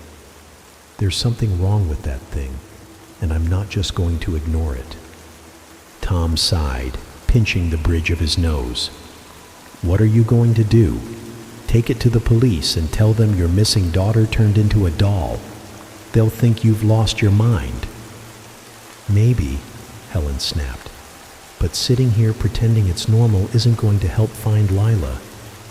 She grabbed the doll and stormed into the living room, leaving Tom standing in the kitchen. The room felt colder as she entered, the shadows cast by the flickering fireplace dancing across the walls.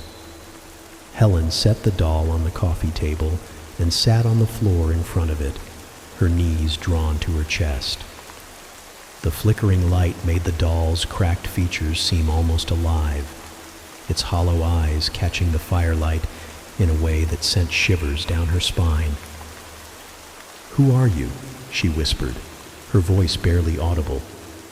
The doll remained still, its empty gaze fixed on her. For a moment, Helen felt foolish, talking to an inanimate object. But then, as the room fell into an oppressive silence, a faint sound reached her ears. A whisper so soft it was almost imperceptible.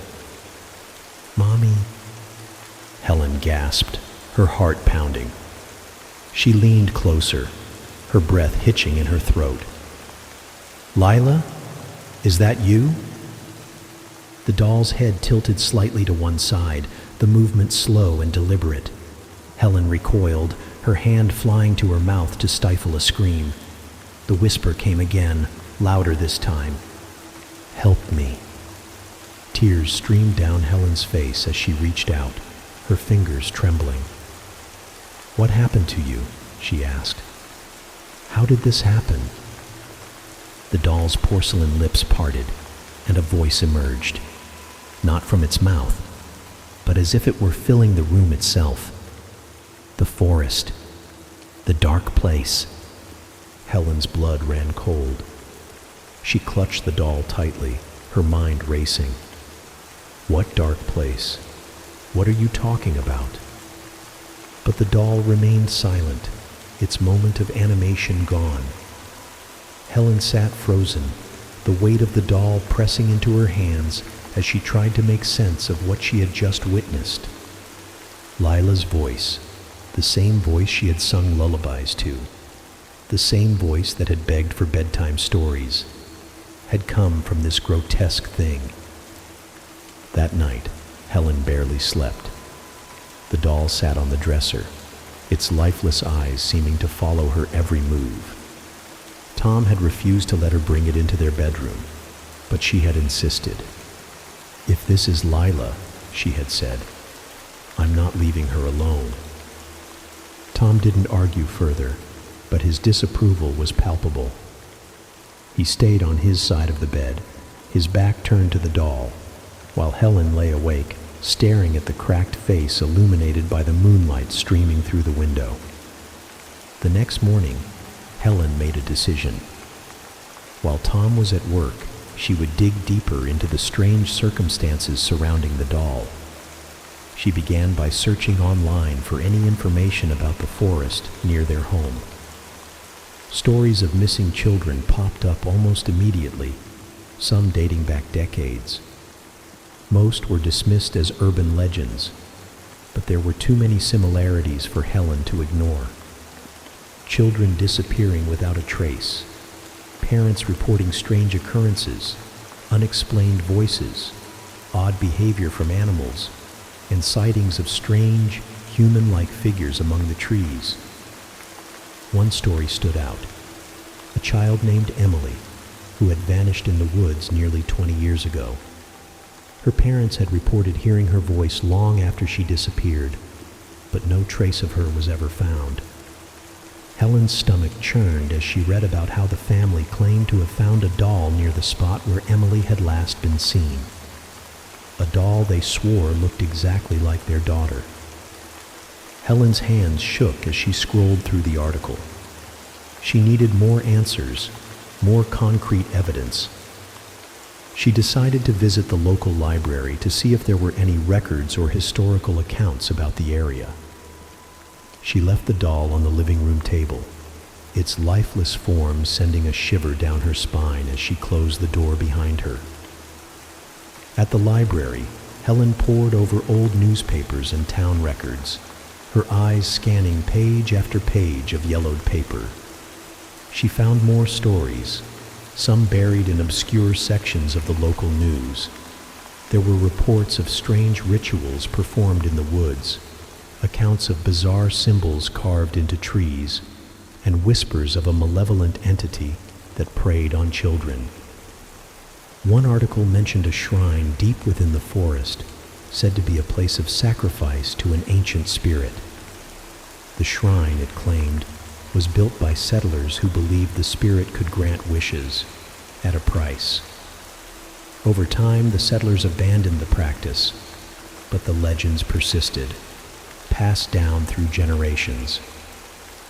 As Helen read, her breath quickened. The symbols described in the article matched the ones etched into the doll's porcelain. She snapped a photo of the article with her phone and hurried home, her mind racing with a mix of fear and determination. When she arrived, the house was eerily quiet. Helen called out for Tom, but there was no answer. She stepped into the living room and froze. The doll was no longer on the table. Her eyes darted around the room, her pulse quickening. Then she heard it, a faint giggle, soft and unmistakably Lila's. "Mommy." Helen turned toward the sound, her heart pounding. The doll was sitting on the couch now, its head tilted as if watching her. Helen's legs felt like jelly as she approached it, her breath coming in shallow gasps. "Lila," she whispered. The doll's head turned, ever so slightly, and its lips moved, though no sound came out. Helen's knees buckled, and she sank to the floor, clutching the edge of the couch for support. Her hands were cold, her mind struggling to process what she was seeing. Suddenly, the front door creaked open, and Tom stepped inside. He stopped dead in his tracks, his eyes darting between Helen and the doll. "What the hell is going on?" he demanded, his voice trembling. Helen couldn't speak. She pointed at the doll, her hand shaking. Tom approached cautiously, his face pale. He picked it up, turning it over in his hands. "It moved," Helen whispered. It looked at me." Tom set the doll down carefully, his expression unreadable. "Helen, this has to stop," he said. "You're scaring yourself." Helen stared at him, her frustration boiling over. "I'm not imagining this, Tom. There's something wrong with this doll, and it has something to do with Lila. You saw the symbols. Don't tell me they mean nothing." Tom ran a hand through his hair, looking defeated. "Even if you're right," he said quietly, "what can we do? It's not like we can explain this to anyone." Helen took a deep breath, her resolve hardening. "We don't need anyone else," she said. "We just need to figure out what this thing wants. And if it's Lila, if there's even a chance, we have to save her." The room fell silent, the weight of her words hanging heavily in the air. Tom nodded reluctantly, and the two of them turned their attention back to the doll.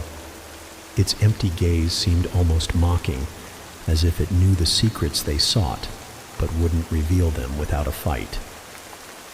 The Whitman house felt unbearable. The walls seemed to close in on Helen as she paced the living room, her eyes constantly drifting to the doll on the coffee table. Its cracked face was still and lifeless, but its presence weighed heavily on her, an unspoken challenge that dared her to uncover the truth. The unease simmering in her chest had grown into something sharper, more insistent. She couldn't sit idly any longer. Lila was out there. She had to be. And the answers, Helen was certain, were buried in the dark labyrinth of the forest. "Helen, wait." Tom stood in the doorway, his voice laced with concern as she pulled on her boots and grabbed a flashlight. "I can't stay here, Tom," Helen said, her voice steady but urgent. "There's something in those woods, something that took her. I have to find it." Tom hesitated, his expression torn between fear and frustration. "You're not going alone. If you're going, I'm coming with you." Helen nodded, grateful for his support despite the tension that had grown between them. She grabbed a small backpack, stuffing it with essentials, a water bottle, matches, and the photocopied article about the shrine she'd found at the library. Lastly, she added the doll, wrapping it in a cloth and tucking it away. The forest loomed ahead as they stepped into the cool evening air. The sun hung low on the horizon, casting an orange glow that quickly faded as they crossed the threshold into the woods. The towering trees formed a dense canopy, blocking out what little light remained. Shadows stretched like long fingers across the path, and the earthy scent of moss and decaying leaves filled the air. "It's colder than I expected," Tom murmured, zipping up his jacket. "Feels unnatural." Helen didn't respond. Her attention was fixed on the path ahead, every sense heightened as she scanned the surroundings. The familiar trail that Lila often played near quickly gave way to an unfamiliar tangle of underbrush and twisted roots. It was as though the forest had shifted, rearranging itself to confuse and disorient them. The silence was oppressive, broken only by the crunch of their boots and the occasional rustle of leaves in the breeze. Helen's fingers tightened around the flashlight as they ventured deeper, the beam slicing through the darkness, but offering little comfort. "I think we should head back before it gets too dark," Tom said after a while, his voice strained. "We can try again in the morning." "No," Helen said firmly, shaking her head. "If we stop now, we might miss something. We're close. I can feel it." Tom sighed but didn't argue, falling into step behind her. They pressed on, the path growing narrower and more treacherous. The trees seemed to lean closer together, their gnarled branches twisting like arthritic hands. The air grew thicker, and Helen felt a strange pressure building in her chest, as though the forest itself was watching them, waiting. As they rounded a bend, Helen stopped abruptly, causing Tom to bump into her. "What is it?" he asked, his voice low. Helen pointed ahead. There, etched into the trunk of a massive oak tree, was a symbol. It was identical to the markings she'd seen on the doll's porcelain face. Intricate spirals and jagged lines that seemed to pulse faintly in the dim light. "Do you see that?" Helen whispered, her voice trembling. Tom stepped closer, running his fingers over the carvings. "It's the same as on the doll," he said, his tone laced with unease. "What does it mean?" "I don't know," Helen admitted, "but it has to be connected to whatever's happening." They continued on, their pace quickening as more symbols appeared on the trees around them. Each one seemed more elaborate than the last, as if they were following a trail of breadcrumbs left by something, or someone, leading them deeper into the heart of the forest. Then they heard it. A faint, melodic hum carried on the wind, weaving through the trees like an otherworldly song. Helen froze, her blood turning to ice. It was the same melody she'd sung to Lila at bedtime, the lullaby that had been passed down through generations in her family. "That's her," Helen whispered, her voice barely audible. "I know it."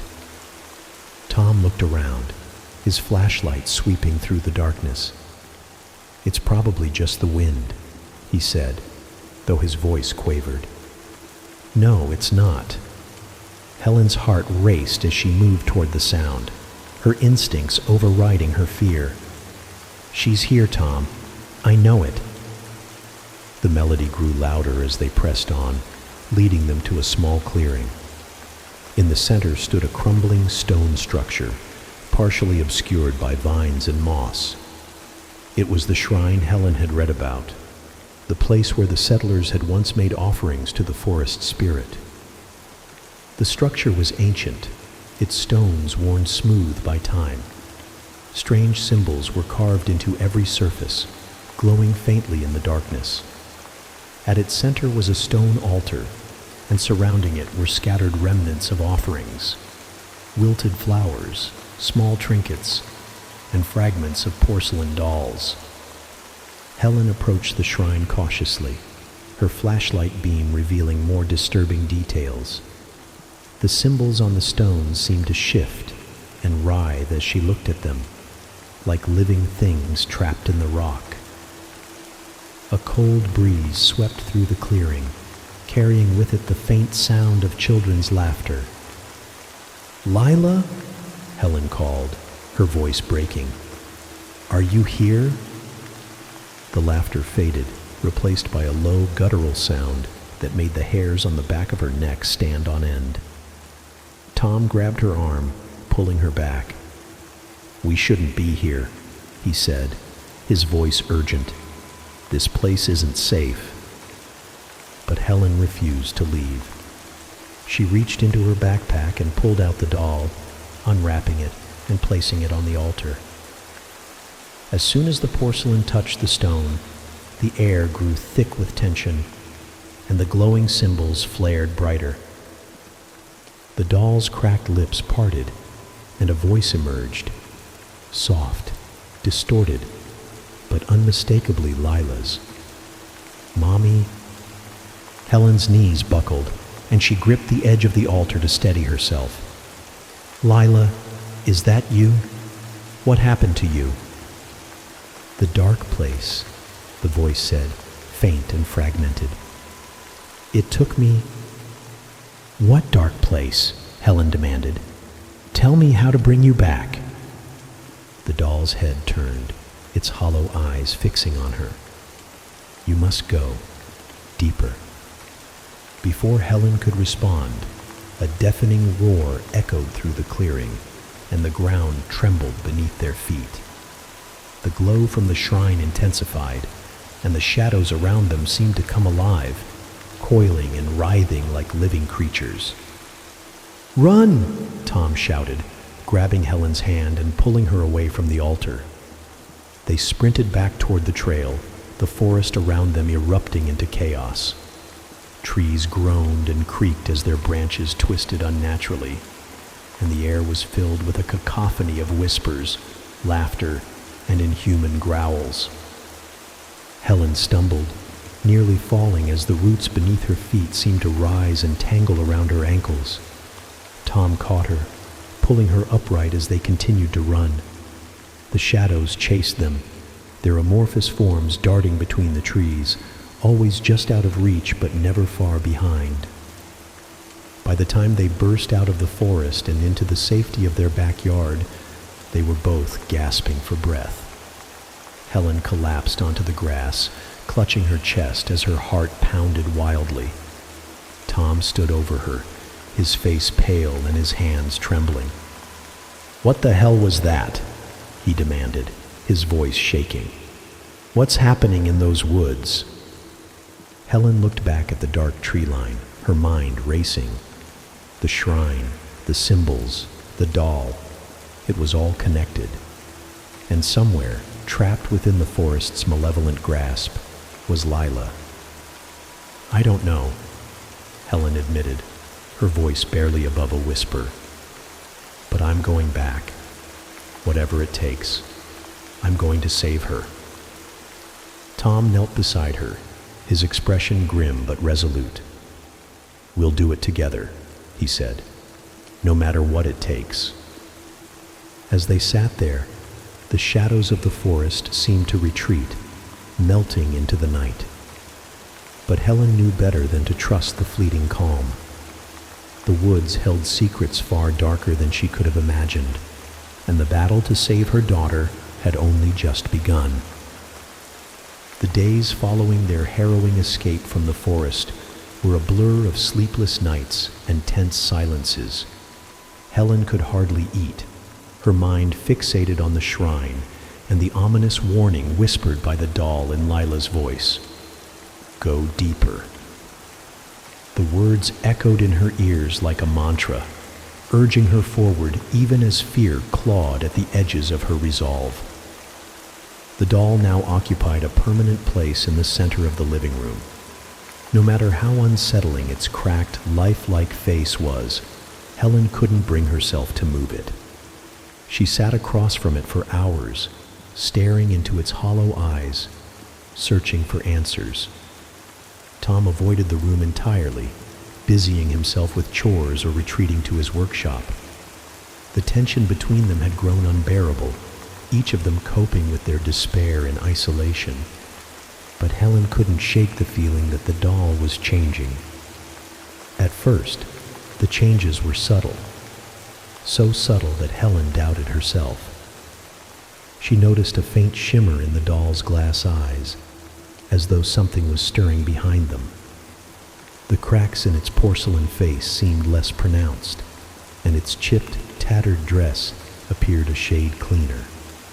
Helen dismissed these observations as tricks of the light, or her imagination playing cruel games with her exhaustion. Until the whispers began. Late one night, Helen awoke to the faint sound of Lila's voice. It wasn't the muffled, distorted tone she'd heard before. This voice was clearer, more distinct, and it was coming from the living room. Heart pounding, Helen slipped out of bed, careful not to wake Tom, and crept toward the source of the sound. "Mommy." The voice was soft, plaintive, and unmistakably Lila's. Helen pushed open the door to the living room, her breath catching in her throat. The doll sat upright on the coffee table, its head tilted slightly toward her. Its eyes gleamed faintly in the moonlight streaming through the window. "Lila?" Helen whispered, her voice trembling. She stepped closer, her bare feet cold against the wooden floor. "Is that you?" The doll's porcelain lips twitched, parting ever so slightly. "Help me," it whispered, the words escaping like a faint breeze. Helen dropped to her knees in front of it, tears streaming down her face. "I don't know how," she said desperately. "Tell me what to do, please." The doll remained silent, its expression frozen. Helen stared at it, willing it to respond, but the room fell quiet once more. Exhaustion and despair overwhelmed her, and she slumped against the couch, clutching the doll in her arms as she sobbed. The next morning, Helen woke to find the doll cradled in her lap. As she lifted it, her heart skipped a beat.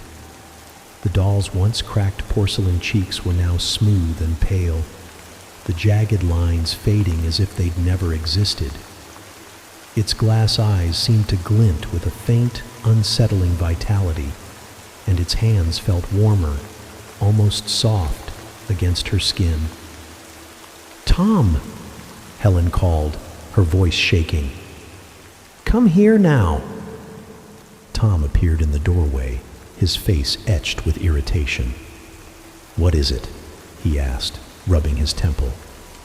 Helen thrust the doll toward him. "Look at it," she said, her voice frantic. "It's changing. It's alive." Tom frowned, hesitating before taking the doll. He turned it over in his hands, examining it closely. "It looks the same to me," he said, though his tone lacked conviction. "It's not the same," Helen snapped, her frustration bubbling over. "The cracks are gone. Its eyes, they look real." Tom shook his head, setting the doll back on the table. "You're letting your grief get to you. You need to rest." "Don't patronize me," Helen shouted, her voice cracking. "You heard it too. You saw it move. Stop pretending this isn't happening." Tom ran a hand through his hair, sighing deeply. "I don't know what I saw, okay? But obsessing over that thing isn't going to bring Lila back." Helen glared at him, her chest heaving. "You think I'm crazy," she said bitterly. "But I know what I've seen. I know this doll is connected to her." Without another word, she snatched the doll off the table and stormed out of the room, leaving Tom standing in stunned silence. As the days passed, the doll's transformation became undeniable. Its porcelain skin continued to soften, its lifeless limbs growing pliable and warm. The faded fabric of its dress appeared to mend itself, the tattered edges knitting together as though invisible hands were repairing them. Helen watched in both awe and terror as the doll seemed to take on more of Lila's features, the curve of her cheeks, the delicate shape of her hands. Even its hair, once a matted mess, now gleamed with the same chestnut curls that Lila had. Helen tried to document the changes, snapping photos and recording videos, but each time she reviewed the footage, the doll appeared as it had before, cracked, lifeless, and still. It was as if the transformation existed only for her, a personal nightmare no one else could witness. One evening, as Helen sat in the dimly lit living room, she heard the doll whisper again. This time, the words were clearer, more deliberate. "Mommy." It hurts. Helen's stomach turned. She leaned closer, her hands trembling as she cupped the doll's face. What hurts, sweetheart? Tell me. The dark place. The doll's voice cracked, like a child on the verge of tears. It's pulling me back. Helen's heart broke at the words. No, she said fiercely. I won't let it. I'll save you, Lila. I promise. The doll's glassy eyes seemed to glisten, a single tear sliding down its porcelain cheek. Helen gasped, wiping it away with her thumb. The tear felt warm, human. The moment was interrupted by a loud crash from the kitchen. Helen jumped, clutching the doll tightly as she rushed toward the sound. She found Tom standing by the sink, his face pale as he stared at a shattered glass on the floor. What happened? Helen asked, her voice edged with panic. Tom pointed at the table where the doll now sat, though Helen had left it in the living room. Its head was tilted, and its arms were outstretched, as if reaching for him. That thing, Tom said, his voice trembling. It moved. Helen felt a strange mix of vindication and fear. Now do you believe me? She asked, clutching the doll protectively. Tom nodded slowly, his eyes never leaving the doll. What the hell is it? It's Lila, Helen said, her voice trembling. Or what's left of her. Tom shook his head, his expression conflicted. Then we have to do something. We can't just let it change like this. What if it's dangerous? Helen glared at him. She's our daughter, Tom. If there's even a chance we can bring her back, we have to try. Tom hesitated, then nodded reluctantly. What do we do? Helen took a deep breath, her resolve hardening. We go back to the shrine. Whatever is happening to her, it started there. That's where we'll find the answers. As the doll sat motionless on the table, its eyes seemed to follow them, glinting with an unspoken urgency. Time was running out, and Helen knew that the next step in their journey would test their courage, their faith, and their love for Lila in ways they could never have imagined. The night they decided to return to the shrine was thick with an unnatural stillness, as if the world was holding its breath. The moon hung low, shrouded by dark clouds, casting only faint silvery light over the forest. Helen and Tom packed everything they thought they might need. Flashlights, matches, ropes, a first aid kit, and the photocopied article Helen had found at the library. At the center of it all was the doll, wrapped carefully in a blanket, its once cracked face now eerily smooth and lifelike. Are you sure about this? Tom asked, his voice tight as he watched Helen secure the bag over her shoulders. No, Helen admitted, clutching the doll tightly. But we don't have a choice. She's calling for us. She's suffering. Tom sighed, nodding. Then we'll do whatever it takes. They stepped into the forest together, the beam of their flashlights cutting through the oppressive darkness. The air was colder than it had been before, and the silence was deafening, broken only by the crunch of leaves underfoot.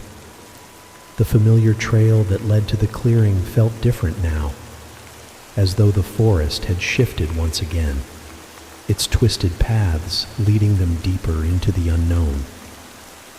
As they neared the shrine, the oppressive energy grew stronger. The air seemed to hum with a low, thrumming vibration that made their skin crawl. Helen's grip on the doll tightened as they stepped into the clearing. The shrine stood before them, ancient and foreboding, its carved symbols glowing faintly in the darkness. The sight of it sent a shiver down Helen's spine. We're here, she whispered, her voice trembling. Tom nodded, scanning the area warily.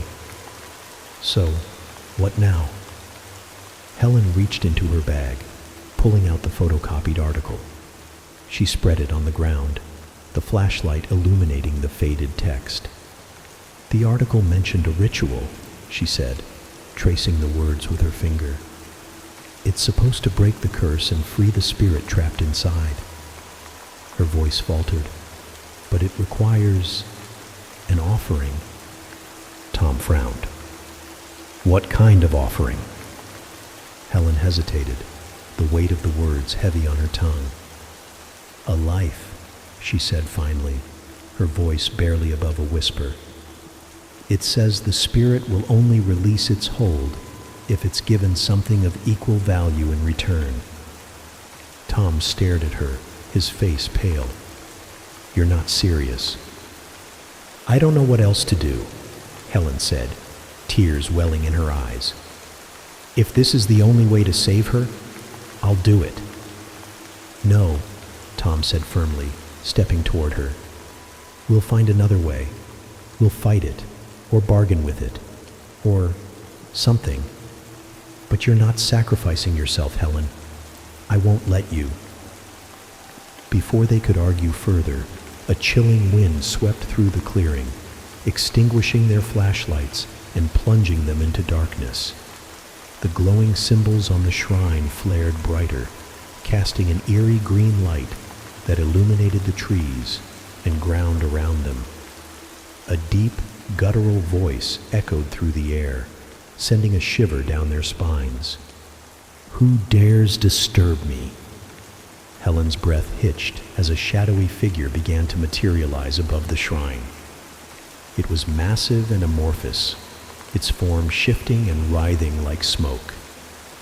Its eyes burned like embers, and its voice rumbled like thunder. We've come to save our daughter, Helen said, forcing her voice to remain steady despite the fear coursing through her. You've taken her, and we want her back. The spirit laughed, a sound that rattled the very ground beneath them. You seek to defy the natural order? To undo what has already been done? Foolish mortals, your child is mine now. No, Helen shouted, stepping forward. She doesn't belong to you. Tell us what we have to do to save her. The spirit's burning eyes fixed on her, and for a moment, the air felt like it had been sucked from the clearing. There is a way, it said finally, its voice dripping with malice. But the cost is steep. One life must be given for another. Helen's heart sank, and she turned to look at Tom. His jaw was clenched, his hands balled into fists. There has to be another way, he said, his voice trembling with desperation. There isn't, Helen said softly. I'll do it. I'll give myself for her. Tom grabbed her arm, shaking his head violently. No, you can't. I won't let you. Tom. I'll do it, he said, cutting her off. I'll be the one. You need to be here for her, Helen. She needs you. Helen's eyes filled with tears as she shook her head. No, Tom. I can't lose you too. I can't. Before she could finish, Tom stepped forward, placing himself between Helen and the spirit. Take me, he said, his voice steady. Let her go, and take me instead. The spirit's glowing eyes narrowed, and a low growl rumbled through the air. You offer yourself freely? Yes, Tom said, his voice unwavering. But you have to promise to release her, completely. No tricks. The spirit chuckled darkly. Very well. A trade has been made. As the words echoed through the clearing, the ground began to shake violently. Helen screamed as the symbols on the shrine flared even brighter, casting blinding light across the forest.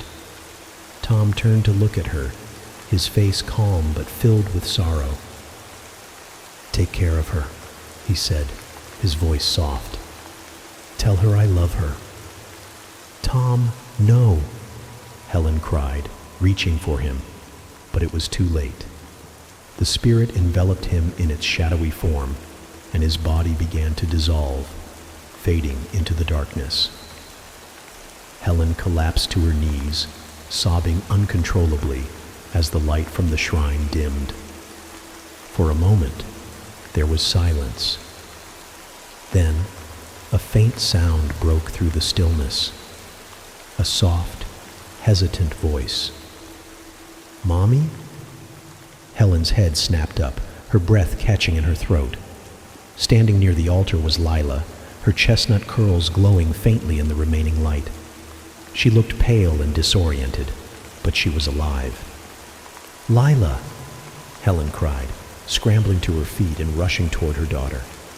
She pulled her into her arms, holding her tightly as tears streamed down her face. Oh, my baby, you're okay. You're okay. Lila clung to her, burying her face in Helen's shoulder. I was scared, Mommy, she whispered. The dark place. It was so cold. It's over now, Helen said, stroking her hair. You're safe.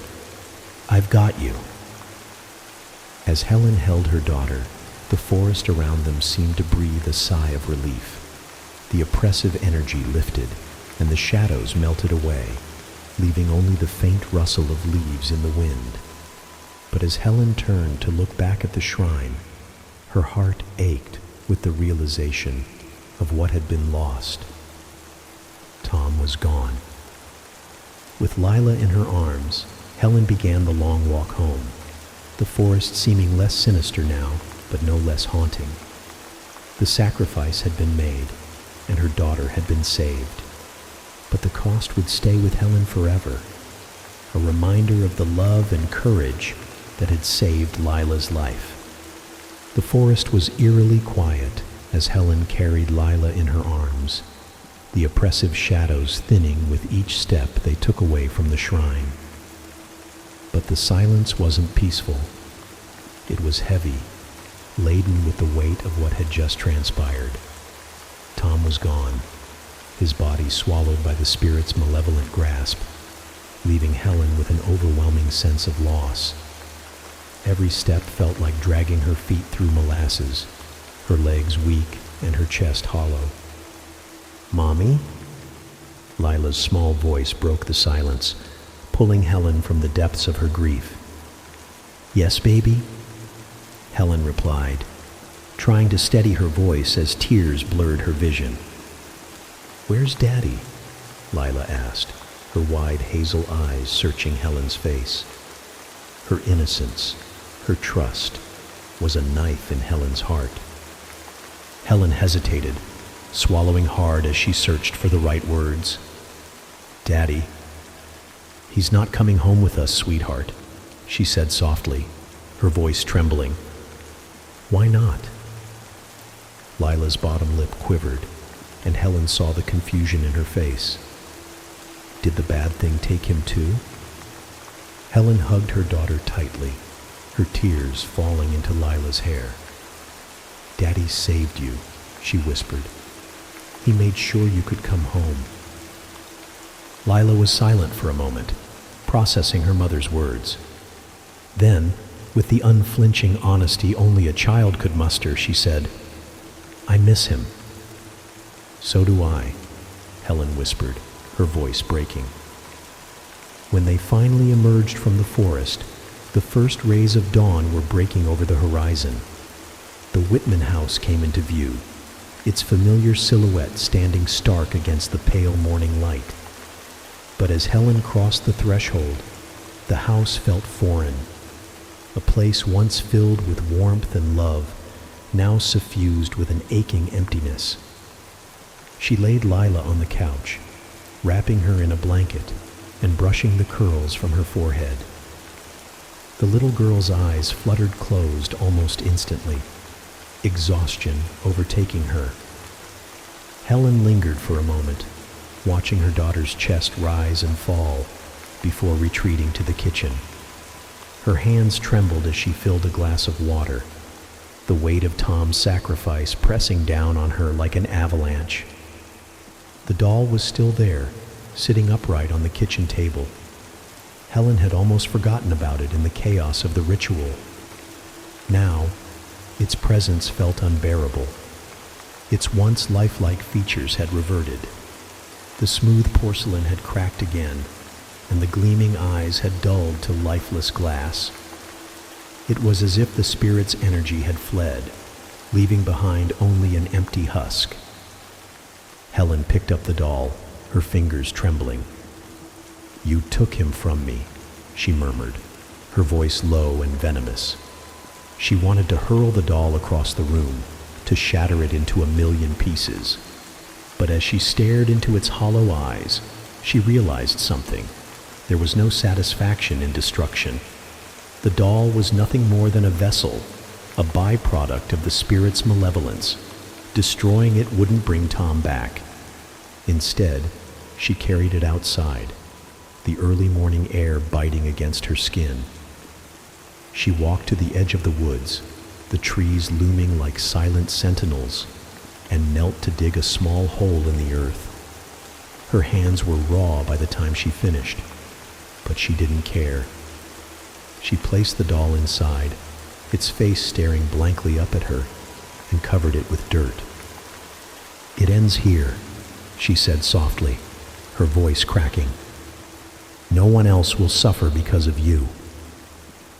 As she stood and dusted off her hands, she felt a faint sense of closure. The doll was gone, buried beneath the soil, and with it, the last remnants of the spirit's influence. The days that followed were a blur of mourning and healing. Helen tried her best to shield Lila from the depths of her grief, but it was impossible to hide the pain entirely. Lila asked about Tom often, her innocent questions cutting deeper than any wound. Helen answered as best she could, framing his sacrifice as an act of love and courage. But at night, when Lila was asleep, Helen allowed herself to crumble. One evening, as Helen sat on the porch staring out at the darkening forest, Lila appeared at her side. She climbed into her mother's lap, wrapping her small arms around Helen's neck. "Are you sad, Mommy?" Lila asked, her voice soft. Helen nodded, tears welling in her eyes. "Yes, baby. I miss Daddy." "I miss him too," Lila said. "But he saved me. He's a hero." Helen kissed the top of her daughter's head, her heart aching with both pride and sorrow. "He is," she said, her voice trembling. "He's the bravest person I've ever known." They sat together in silence, the cool night air wrapping around them like a blanket. For the first time in days, Helen felt a glimmer of peace. It wasn't complete. She doubted it ever would be, but it was enough to keep her moving forward. One night, Helen had a dream. She was standing in the forest, the trees bathed in an otherworldly light. Ahead of her, Tom stood beneath the boughs of a massive oak, his face serene. He looked just as he had before, strong, kind, and full of life. "Tom," Helen whispered, her voice catching in her throat. She ran to him, her arms outstretched, but he raised a hand to stop her. "You can't stay," he said gently. "You have to keep going." "I don't want to do this without you," Helen said, tears streaming down her face. "You're stronger than you think," Tom said, a faint smile on his lips. "You've always been stronger than you think." Helen shook her head. "How can I do this without you? How can I be enough for her?" "You already are," Tom said. He stepped closer, his hand brushing against her cheek. "Lila has everything she needs, because she has you." Before Helen could say anything more, the light around Tom grew brighter, and he began to fade. I love you, he said, his voice a whisper on the wind. I love you too, Helen sobbed, reaching for him as the light consumed him. She woke with a start, her cheeks wet with tears. The dream lingered in her mind, vivid and bittersweet. It didn't erase the pain of his absence, but it gave her something she hadn't felt since his sacrifice, a sense of hope. As the weeks turned into months, Helen and Lila began to rebuild their lives. The forest, once a place of terror and loss, became something Helen avoided, though Lila occasionally glanced at it with a strange curiosity. Helen knew she couldn't erase the memories of what had happened, but she also knew they couldn't define her daughter's future. One evening, as Helen tucked Lila into bed, Lila looked up at her with wide eyes. "Do you think Daddy can see us?" she asked. Helen smiled, brushing a strand of hair from Lila's forehead.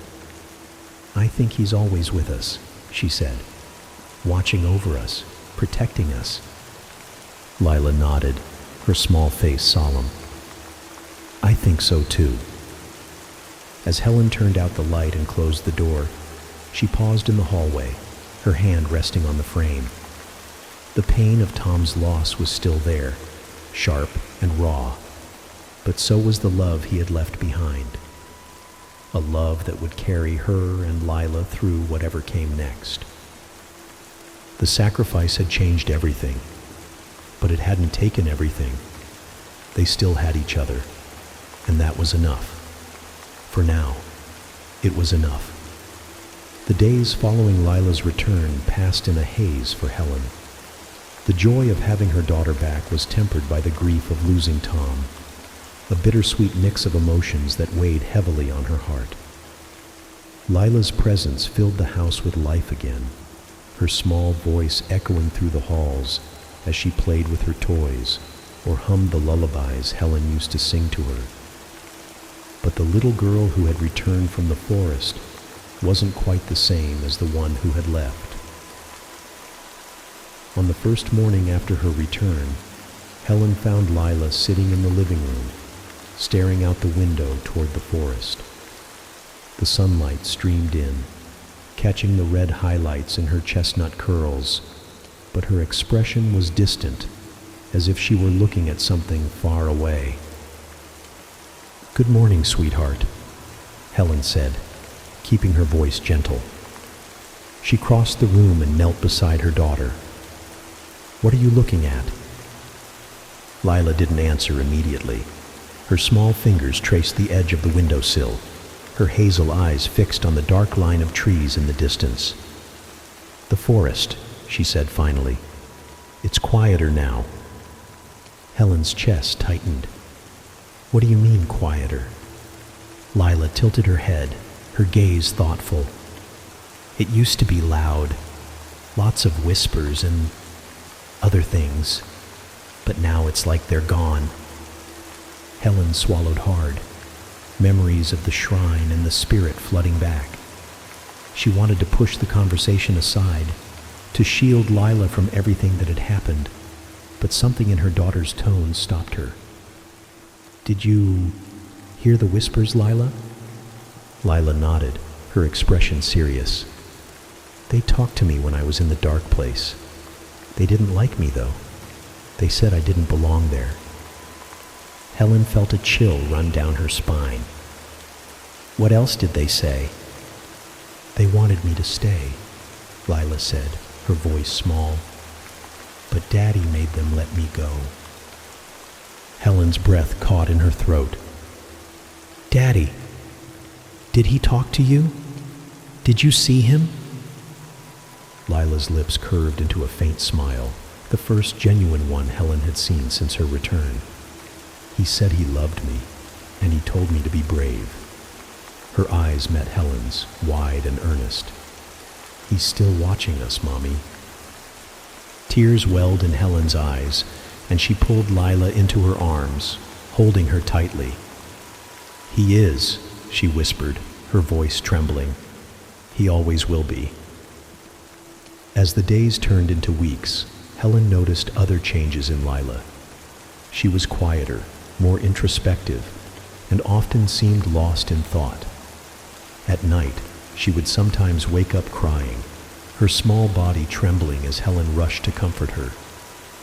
"It's the shadows," Lila explained one night, her voice muffled against Helen's shoulder. "Sometimes they come back in my dreams." Helen held her close, stroking her hair. "The shadows can't hurt you anymore," she said softly. "You're safe now." "Are you sure?" Lila asked, her voice tinged with doubt. Helen hesitated, her mind flashing back to the shrine, to the spirit, to the chilling whispers that had haunted the forest. She forced herself to nod. "I'm sure," she said, even as a flicker of uncertainty gnawed at the edges of her mind. One afternoon, Helen decided it was time to confront her lingering fears. She and Lila ventured into the backyard, the forest a silent presence in the distance. Lila hesitated at the edge of the yard, her small hand clutching Helen's tightly. "Do we have to go closer?" Lila asked, her voice barely audible. "No," Helen said quickly. "We're not going into the forest. I just thought it might help if we looked at it together, so you can see there's nothing to be afraid of." Lila looked up at her, her hazel eyes uncertain. "What if it comes back?" Helen knelt in front of her, taking both of Lila's hands in her own. "If it ever comes back," she said firmly, "I'll be here to protect you. You're not alone, Lila. You never will be." Lila nodded, her small face determined. "Okay." They stood there together, staring at the forest. The trees were tall and still, their branches swaying gently in the breeze. It was almost peaceful, and for a moment, Helen allowed herself to hope that the darkness truly had been banished. That night, as Helen tucked Lila into bed, she noticed something she hadn't seen before. On Lila's wrist, just below the sleeve of her pajama top, was a faint, spiraling mark. It was almost imperceptible, a pale outline against her skin, but Helen's heart sank as she recognized it. The same symbols she had seen on the shrine. "Lila," Helen said, keeping her voice calm. "Where did you get this?" Lila blinked at her, then glanced at her wrist. "I don't know," she said simply. "It's been there since I came back." Helen's chest tightened. "Does it hurt?" Lila shook her head. "No, it's just there, like it's part of me." Helen forced a smile, her mind racing. "Okay," she said softly, brushing a kiss against Lila's forehead. "Get some sleep, sweetheart." She left the room, closing the door quietly behind her, and leaned against the wall, her hands trembling. The mark was a reminder that the spirit's influence hadn't disappeared entirely, that some connection between Lila and the dark place still lingered. Over the next few days, Helen kept a close eye on Lila, watching for any signs that the mark was affecting her. But aside from the occasional nightmares, Lila seemed to be adjusting well. She played with her toys, drew pictures at the kitchen table, and even started humming again as she helped Helen with small chores. One evening, as Helen prepared dinner, Lila approached her with a drawing in hand. "Look, Mommy," she said, holding it up proudly. Helen took the drawing, her breath catching as she studied it. It was a picture of their family, her, Tom, and Lila, standing together in the backyard. But in the background, just behind the line of trees, was a shadowy figure with glowing eyes. "Who's this?" Helen asked, her voice trembling as she pointed to the figure. Lila shrugged. "I don't know. I saw him in my dream." Helen forced a smile, her stomach churning. "It's a very good drawing," she said, setting it on the counter. "Why don't you go wash up for dinner?" Lila nodded and skipped off, leaving Helen alone with the picture. Her fingers trembled as she traced the shadowy figure, its presence an ominous reminder that the darkness might not be gone entirely.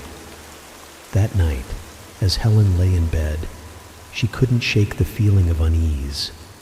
The forest, the shrine, the mark on Lila's wrist. It all felt like an unfinished story, a thread that hadn't yet been tied. But as she listened to the soft sound of Lila's breathing from the next room, she reminded herself of what mattered most. Lila was home. She was alive. And no matter what shadows lingered in the dark, Helen would face them head on, just as Tom had. For now, they had each other.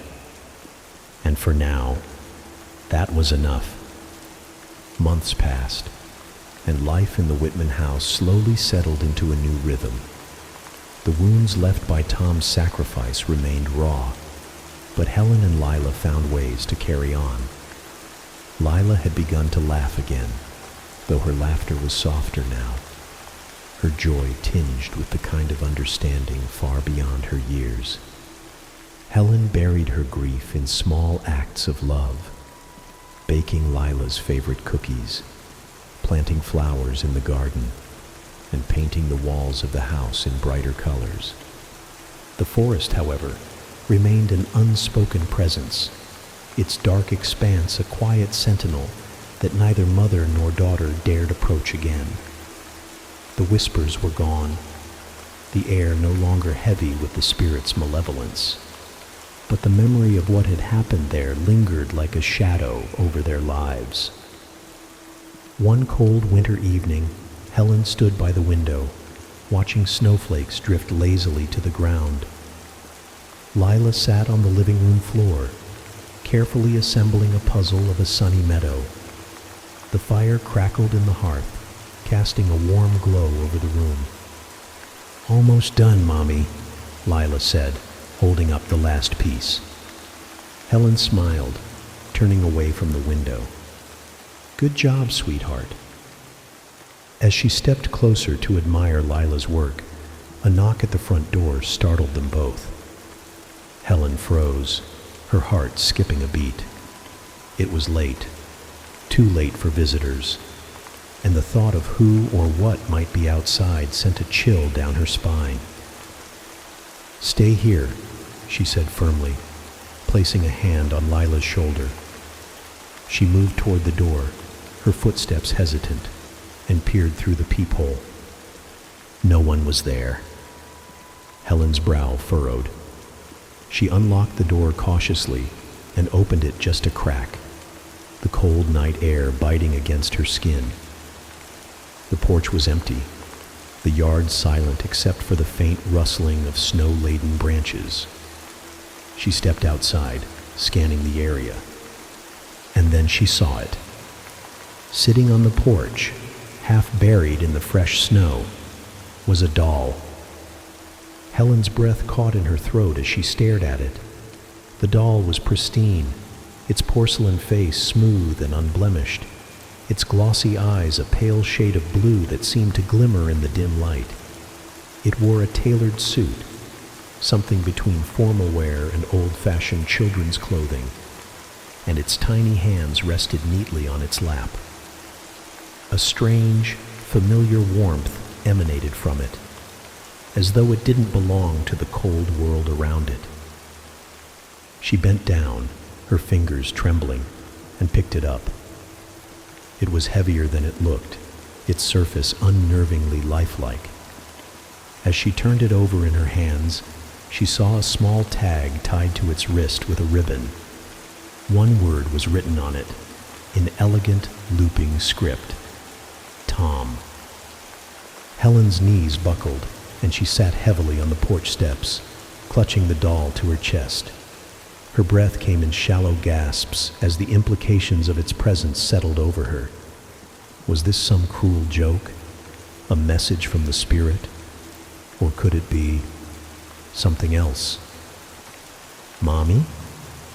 Lila's small voice called from the doorway, snapping Helen out of her thoughts. She quickly wiped her tears and stood, tucking the doll under her arm as she turned to face her daughter. "It's okay, sweetie," she said, forcing a smile. "Just something left on the porch." "What is it?" Lila asked, stepping closer. Helen hesitated, then held the doll out for Lila to see. The little girl's eyes widened as she took it in, her small hands reaching out to touch its smooth face. "It looks like Daddy," Lila said softly, her voice filled with wonder. Helen's chest tightened. She hadn't noticed it before, but Lila was right.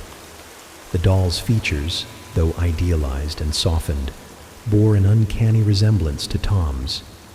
The curve of its jaw, the arch of its brows, even the faint shadow of a smile on its lips.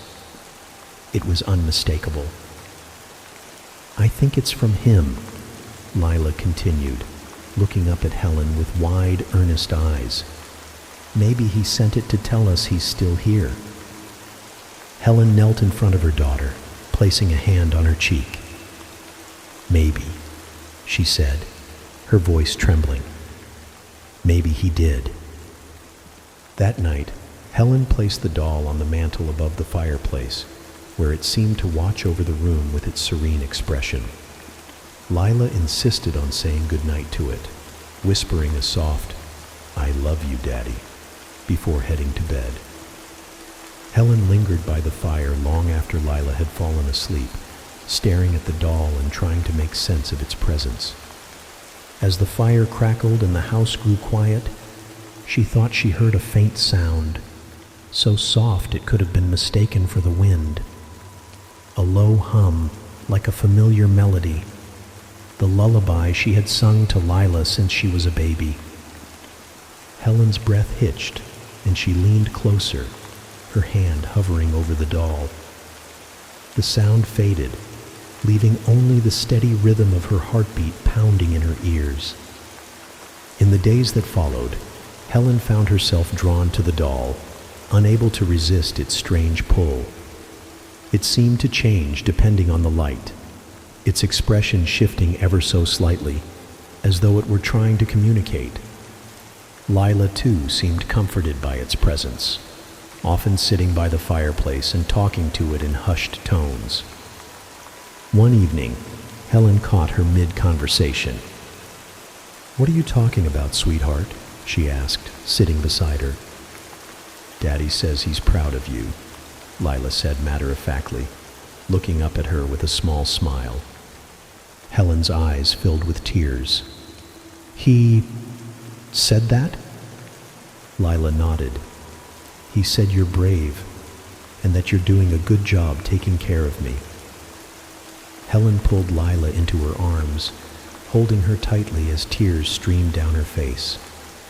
She wanted to believe it, to cling to the idea that some part of Tom was still with them, watching over their little family. The doll remained on the mantel, a quiet reminder of the love and sacrifice that had brought Lila home. Helen didn't know if it was a gift, a message, or something else entirely. But as the days turned into weeks, and the weeks into months, she found herself less afraid of it and more grateful for its presence. For in that small porcelain figure, she found a piece of Tom, a glimmer of his spirit, a reminder of his love, and the strength to keep moving forward. And as long as it stayed with them, Helen and Lila knew they would never truly be alone.